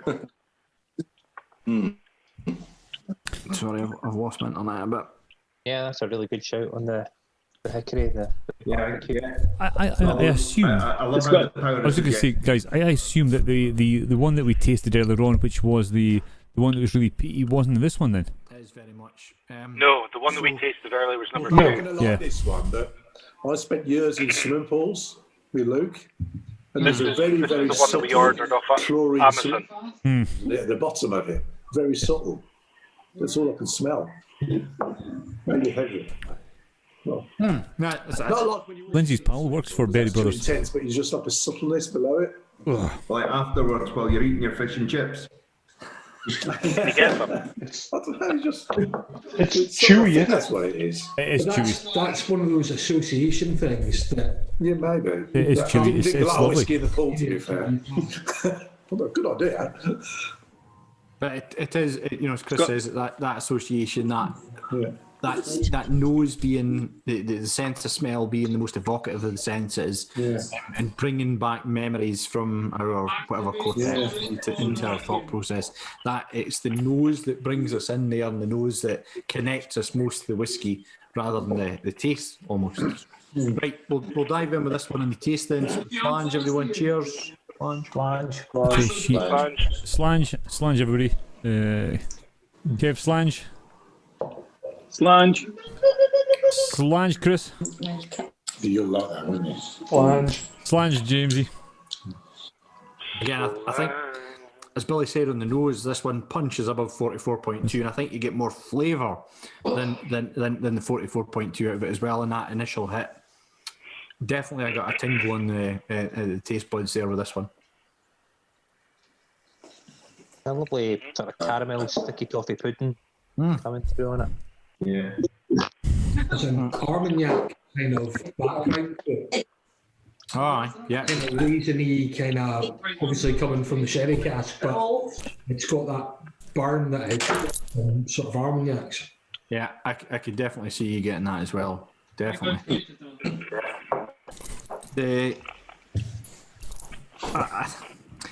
I get the kind of stewed fruit on this one. The orange maltiness, licoricheness as well as on this one. Paul and Ruth, you've been very quiet today. You got anything on this one? Licorice. Ruth's not here, that's why it's very quiet. Well, I mean, that's a brilliant dram, that one, I think. Yeah. It's very classically sherry, isn't it? It is. I think you might have been part of our tasting when we looked at this one originally. So I said at the beginning, all our drams tonight, or all but one, is a single malt. This one really is a single malt. It's a blended malt, but it's actually a teaspooned malt. And if you're with us when we did the Beldorney 3-4 months ago, that's one it's from one distillery, but it's had a teaspoon of something else added to it to make it a blend, and it's a blended malt. And this one, its primary background and where 99.99% of the liquid will come from are casks from Glenrothes distillery. On Speyside, so that's where this one comes from. It's Glenrothes, and it's had a teaspoon of something else added to it to make it not a single malt but a blended malt, and that allows then the independent bottler in this case to go and market it as something a little bit different. It's lovely. It's sorry. I was just saying it's absolutely lovely. I think it's one of the hits this year for me personally. In fact, as soon as I saw the colour, I thought, I wonder if it is what I think it is, and if it is the same one, and it does taste very like it. I've subscribed to getting it every couple of months. Right. Yeah. If it is the one I'm thinking it is, you're not wrong. I regret subscribing. Yes, as Kev says, we regret subscribing. The teaspoon side of things is a, it's an independent bottler move. It's an industry accepted thing where it allows you to take a cask from one distillery, market it as something completely different, and in this case, it's the decision of the distillery that they didn't want it to give that spirit to be marketed from that distillery by the independent bottler. They wanted it to be something else, and what this is it's down. It's marketed as a sherry cask matured blended malt Scotch whisky, but the kind of the well-known background is that it's from Glenrothes Distillery, right? And that's where it comes from, and it's. I just love this dram. I think it's absolutely phenomenal. For being £30 for a bottle of this stuff, and a lot of people got it a lot cheaper during the Black Friday deals. £23.50 for a bottle of this, and it's like 12-year-old Glenrothes is what my note is on this. So it's a bit of an age to it. It's just very tasty, I think. I think there's actually more people have tasted this on here already now that I think about it. There's quite a few people have actually tasted this. Out of interest, what does the 12-year-old Glenrothes go for in comparison to this as a indie bottling? What? It's got bourbon in it as well. It's just not the same as this. There you go, Joe. So Joe did say there it's just not. It isn't the same. It's a different mix that you get. Glenrothes 12 goes for about 40 quid, I think. 38, 40 quid. And what is it? Similar ABV, or is it what do you? Well, I think it's bottled at 40. I could check, but I think it's 40. It's just intrigued to know what the difference is. The Glenrothes 12 is £40.84, and it is. It's not actually going to say what ABV it is. Typical. It's 40%. The Glenrothes it is 40. I think the very first tasting I ever did down here with some guys from work, and Nero's on. He was there. We chose a bourbon cask theme. Somebody chose I think it was called the Glenrothes Bourbon Select, and nobody liked it. That's not to say it's no good, or somebody wouldn't like it, but we didn't go for it, and that was like a group of 6 of us all sort of just finding our way and keen to explore, but starting at the very beginning, like I say, we didn't take to it. I think it came last on the night. Okay.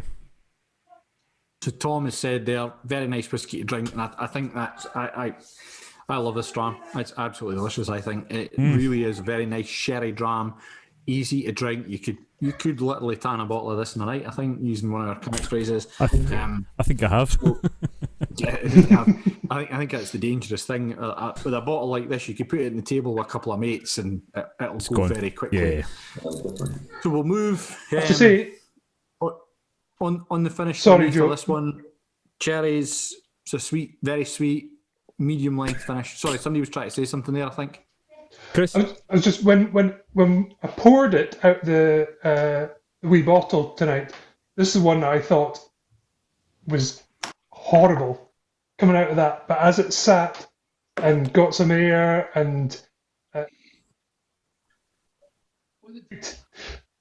yeah, I think it's spot on there, Chris. It's so important to allow a whiskey to come up to room temperature, to get a little bit of oxygenation in it, to bring it into the environment that you're drinking it in.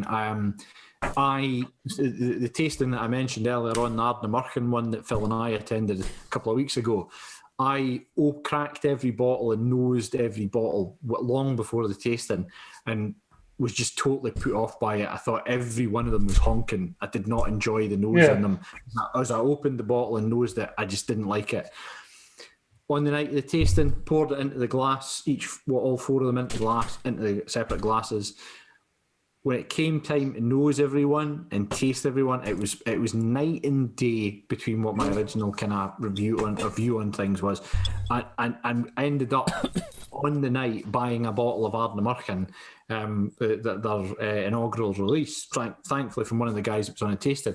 Such a fan of it. It was unbelievable. And Joe, you had previously described to me as honking. Honking is the absolute word, and it was just I did not enjoy it.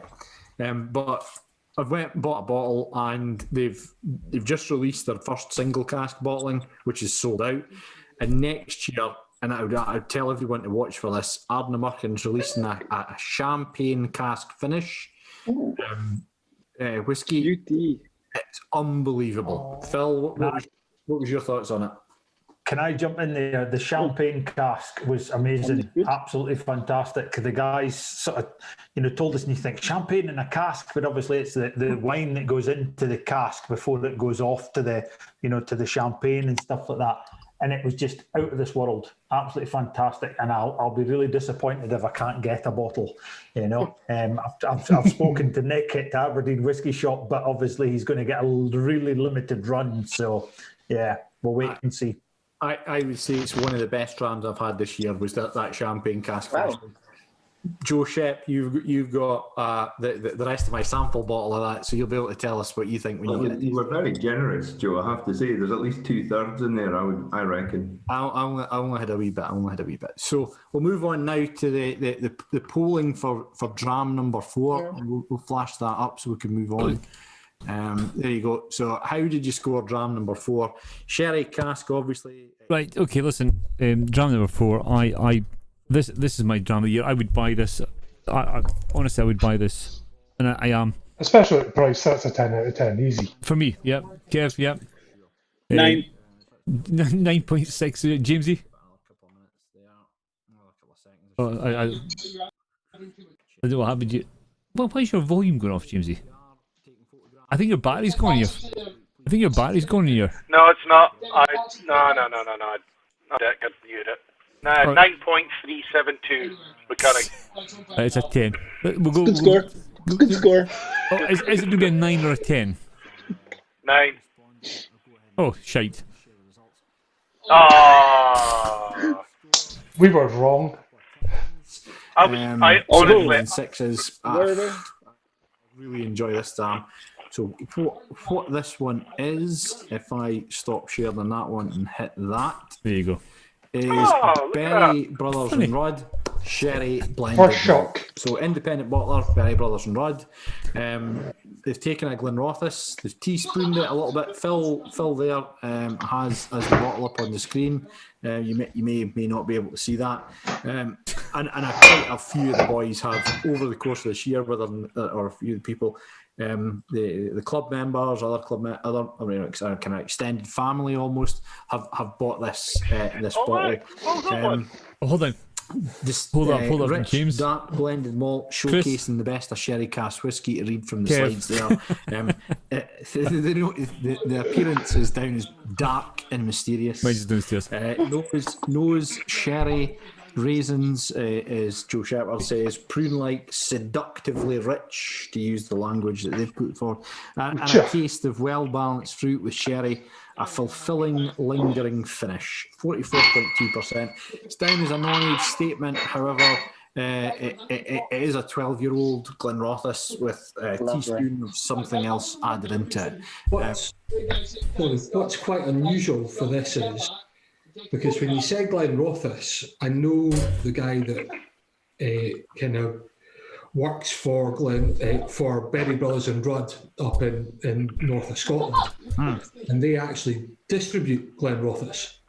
So they've actually done an independent bottling of a product that they actually distribute, which is quite unusual. That's the is it poacher turned gamekeeper that type of thing. I'm just finishing that one. I think it's just left a wee bit. Very interesting. Absolute steal as well at that price. Joe, what was the APV in that again? 44, did you say? 44.2%. Yeah. Lovely. What was your thoughts on that one, Tracy? Fantastic. Really, really nice. Initially, I would agree with Leighton that there was an odour of rubber at the start, almost like Ben Nevis when you crack one of theirs. Just that fusty kind of garden shed smell. Very drinkable. Worryingly drinkable, actually. Absolutely. Billy, you'd shout it out there as well. Yeah, I'd just say it was an absolute steal at that price. I can't. I think if you'd have said that was £55, I don't think I would have thought it was a bad value at that price. Brilliant. No, it is. It's a cracking dram. I think for us this year, as I said, I think last year The Kilkerran 8-year-old for me, I think it was £40-45. It smashed it out of the park, and I think that's probably, we're never going to see another dram like that Kilkerran 8-year-old. But this year, that one for £30, mind-blowingly good value for money. I was going to say, it sounds typical, but if you pour it as a double, you actually get more out of it. Or a fill measure. Or a house measure. Is that a fill measure? A fill measure is more like a quadruple. For Fill measure. I was privileged enough to get a bottle, and thank you very much for Phil.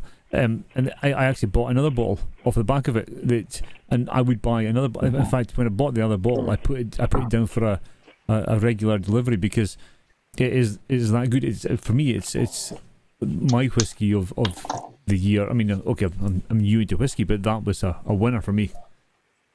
Joe, to put it in context, Joe, we had a dram, either the tasting after or two after that was £100 a bottle, wasn't it? Was it a Glenrothes as well? We had the Old Particular, yeah. Yeah, it was a single cask, Glenrothes, Old Particular, 15 years old, I think. It was very, very, very similar. Yeah.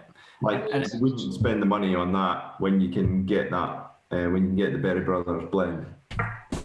I think I would agree with that for sure.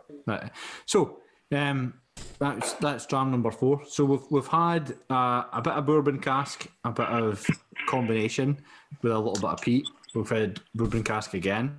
We've had a heavy sherry cask influence on it, and now we're getting to dram number 5 of the night, which I'm sure will be a little bit polarising on this one. And for me, it's the one I've looked forward to tasting the most. I did my notes on this last night. Really enjoyed it. Thought it was a cracking for under £30. Oh, it's peaty. Frozen on my own screen. Can everybody hear me okay? Yep. You can still hear me. I may have frozen, but I'm still. You can still hear me. That is a flattering look for anybody who's still got a frozen screen for me. So this is a slight. Really upset now. Let's see if I can change it. There you go. Oh, he's done it. No, it's not moving. No, yes, there he is. It's easy for haters. So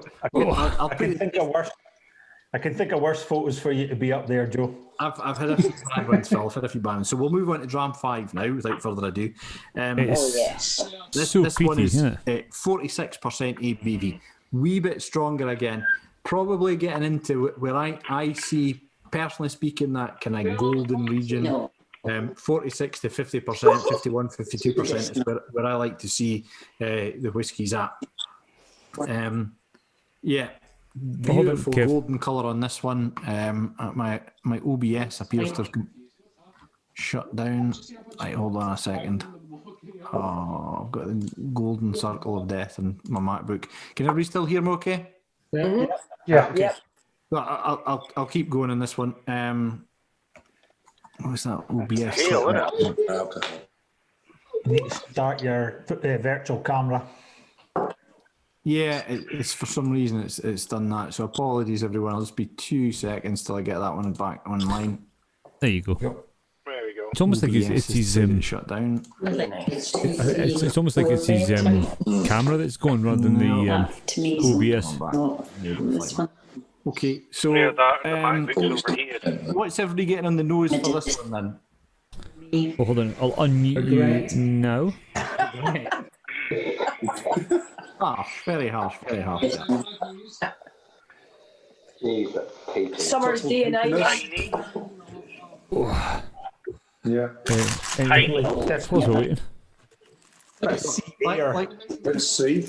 Like I said, I thought this would be a polarising one for everyone, and it is. It's for me. This is I love that one.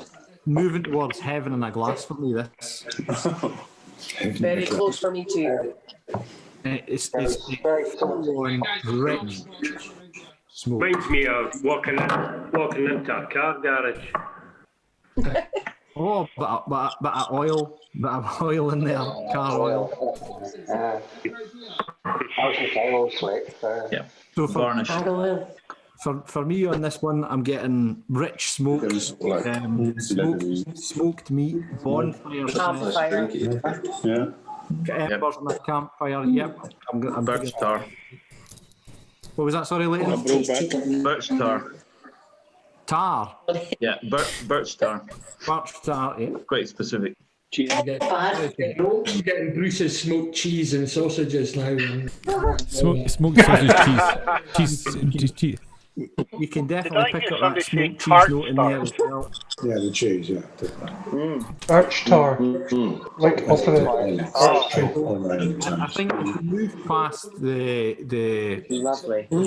bonfire smell that people are getting from it, does anyone get any other flavour notes beside tar, rubber, or bonfire? Pineapple. It's like fig. I'm getting a It's like figgy smell. What was that? Sorry, Andy. Was that Andy or Kevin? I'm getting a Savaloy. A Savaloy. I'm getting like Savaloy in a chip shop. Yeah, it's like a sausage, red sausage. We get it in the fish and chip shop down here. Savaloy. So smoked sausage. I nice. I got a bit of fig. I'm gonna smell a fig in there. No batter. Just a red skin. No bar on it, a red sausage something. So I also get on this one a wee bit of so get working past that smokiness, the bonfireness. Citrus. Somebody had mentioned tropical notes as well. I think Tracy said pineapple. Pineapple. Yeah, there's definitely that as you work through it, and there's also cracked black pepper for me. But I do definitely get the citrus and the pineapple from it, as well as bonfire smoke sort of smell as well. Is that it's the typical saltiness, Joe? Aye, coastalness to it as well. Lovely. That's all. I think it's got a really nice smell to it. So this is, like I say, it's a 46%. £33 for a bottle of this stuff, which I think is really reasonable. Non-age statement though. It's a non-age statement. I don't think I've got any details on whether it's chill filtered or colour added. Looking at the colour, I don't think it's going to have any caramel added to it. No. I think it's going to be quite young. No. I have something similar to this that's 7 years old from a distillery on an island. I think it's very close related to that. So Slange, everyone, let's get the tastes in, see what we think of it. Slange.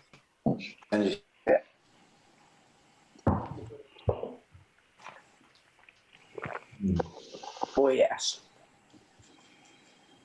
Oh, nice. Beautiful. Budgie. Yeah. Toffee. Yeah. Yeah, Matty, toffee. Yeah, there's not as much of a peat hit when you smell it. No. And you smell the peat and then you taste it. There's not as much. There's not what you expect. It's really smooth. The extra couple of percents lingering. The extra couple of percents lingering. Yeah, I think you get too much. You can say there's more salt coming through now. Yeah, very salty. You get salt, yeah, Matthew, Andy there. You definitely get more salt.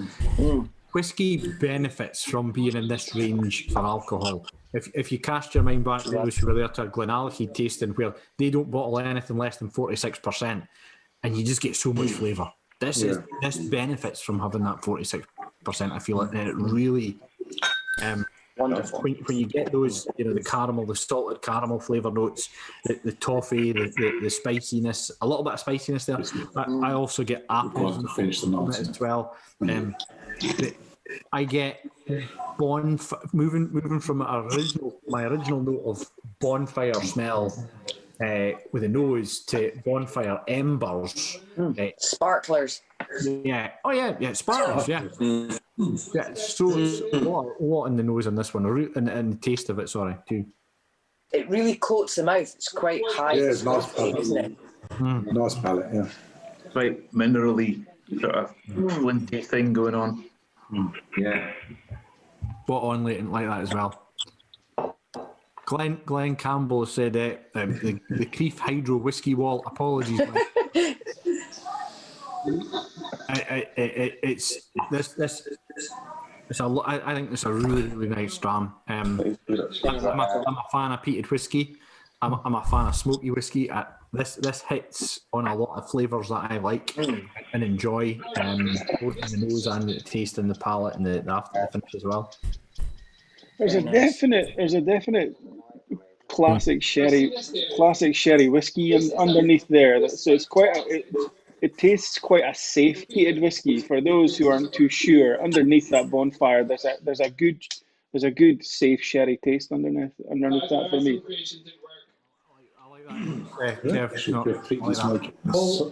All I can say is if my son leaves that out for Santa on Christmas Eve, he's getting fucked the next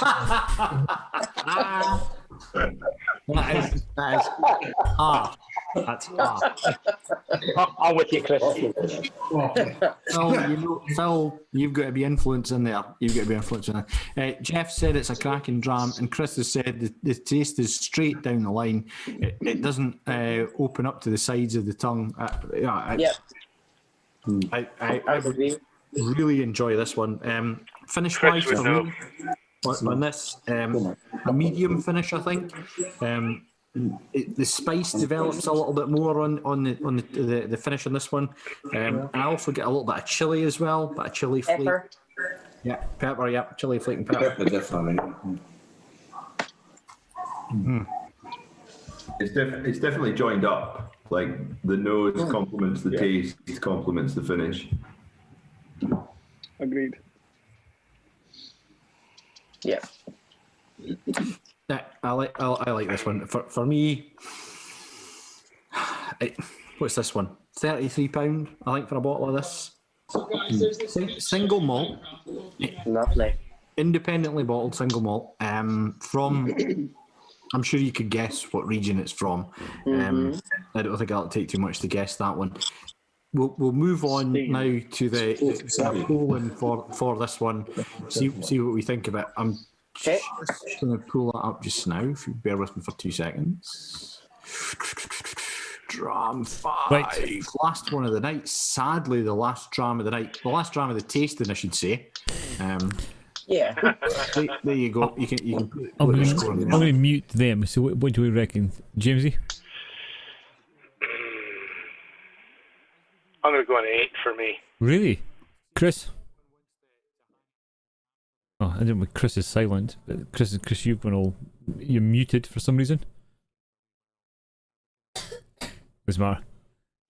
Kev? 6 for Chris. 6 from Chris? Yep.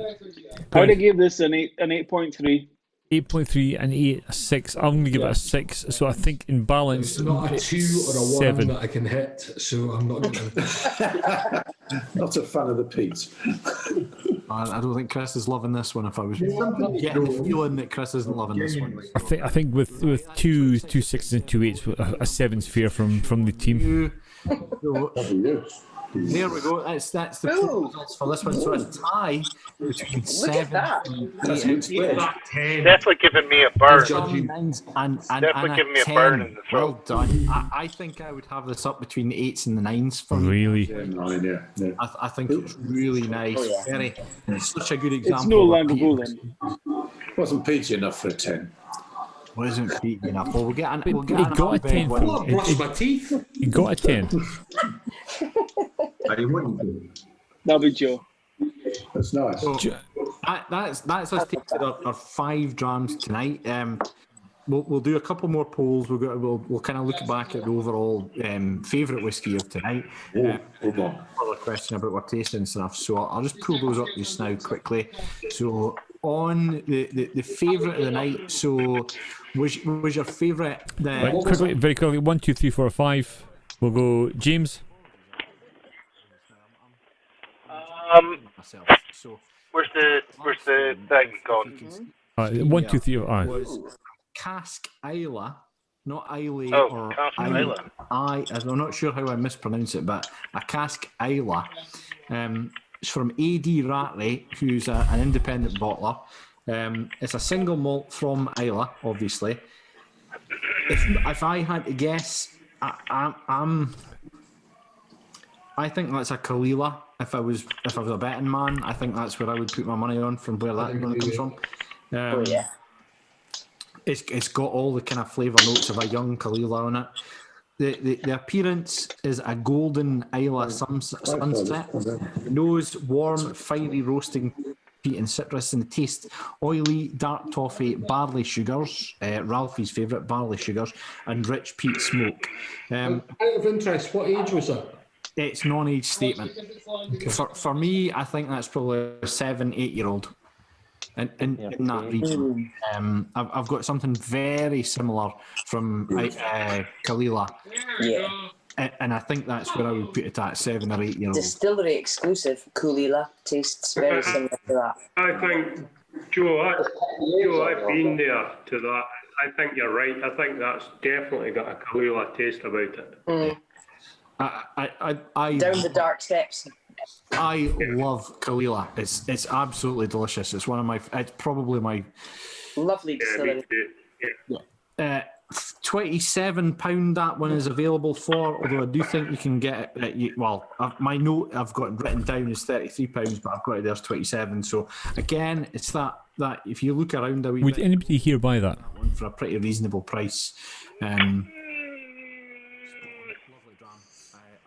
Chris, I think have you got like something? Is your battery gone in your mic or something? Or so that's the bottle there, Cask Isla. That one's definitely giving me a throat burn.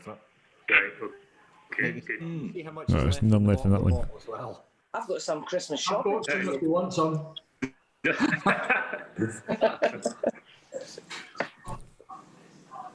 So we'll jump back in with that poll I launched a wee bit earlier there. Guys, I've got something to Battery's done, Chris. Stick him in for 5 minutes. Stop sharing. I'll get this right. I'll get this right at some point. Relaunch. There we go. I've got this one here. So, what's your favourite brand? The right. Jamesy. Stop. Whoever's shouting, feast.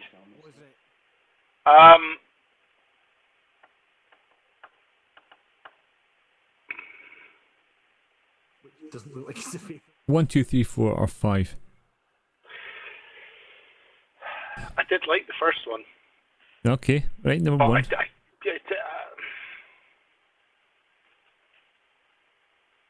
Well, have a think. We'll go to Chris. Chris, if you can't speak, then hold up your fingers. 1, 2, 3. 1, 2, 3, 4, or 5. We can hear you. Kev? What do you think? 1, 2, 3, 4, 5? Share the results. So there you go. Tonight's favourite dram, Berry Brothers and Rudd. 14 place votes. Cask Isla second. The winner. And Anock with 3. Oh, Pulteney got 1. Yeah, quick. Poor old Ben Roman got 0.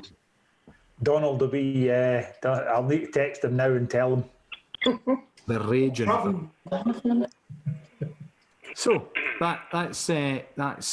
that's our whiskey done for tonight. Thank you very much, everyone, for attending and joining in and participating in tonight's whiskey tasting. Very, very different from previous. Hopefully, we priced it in the right place for this. We thought it was a reasonably priced ticket for it. We sold 44 tickets. It's fantastic drams I think you can get at that value. We do have one more poll. So our next tasting is on the 27th of December, and some of you have already got your tickets bought for that. It's the whiskey and chocolate pairing. Unfortunately, that's now sold out, so there's no tickets available for it. But looking into 2021, our tastings for January and February are going to be are already kind of set. in January, on I think it's the 24th of January, which is close to Burns Night. We're going to have an Aberdeen Whisky Shop favourite. So that's Nick, who's great helped us, is going to be picking some of his favourite drams.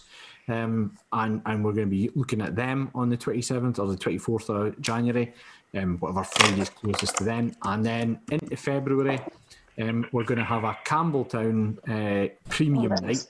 So we're going to look at Campbelltown drams. So Springbank, Glengyle, Kilkerran, Glen Scotia, Longrow.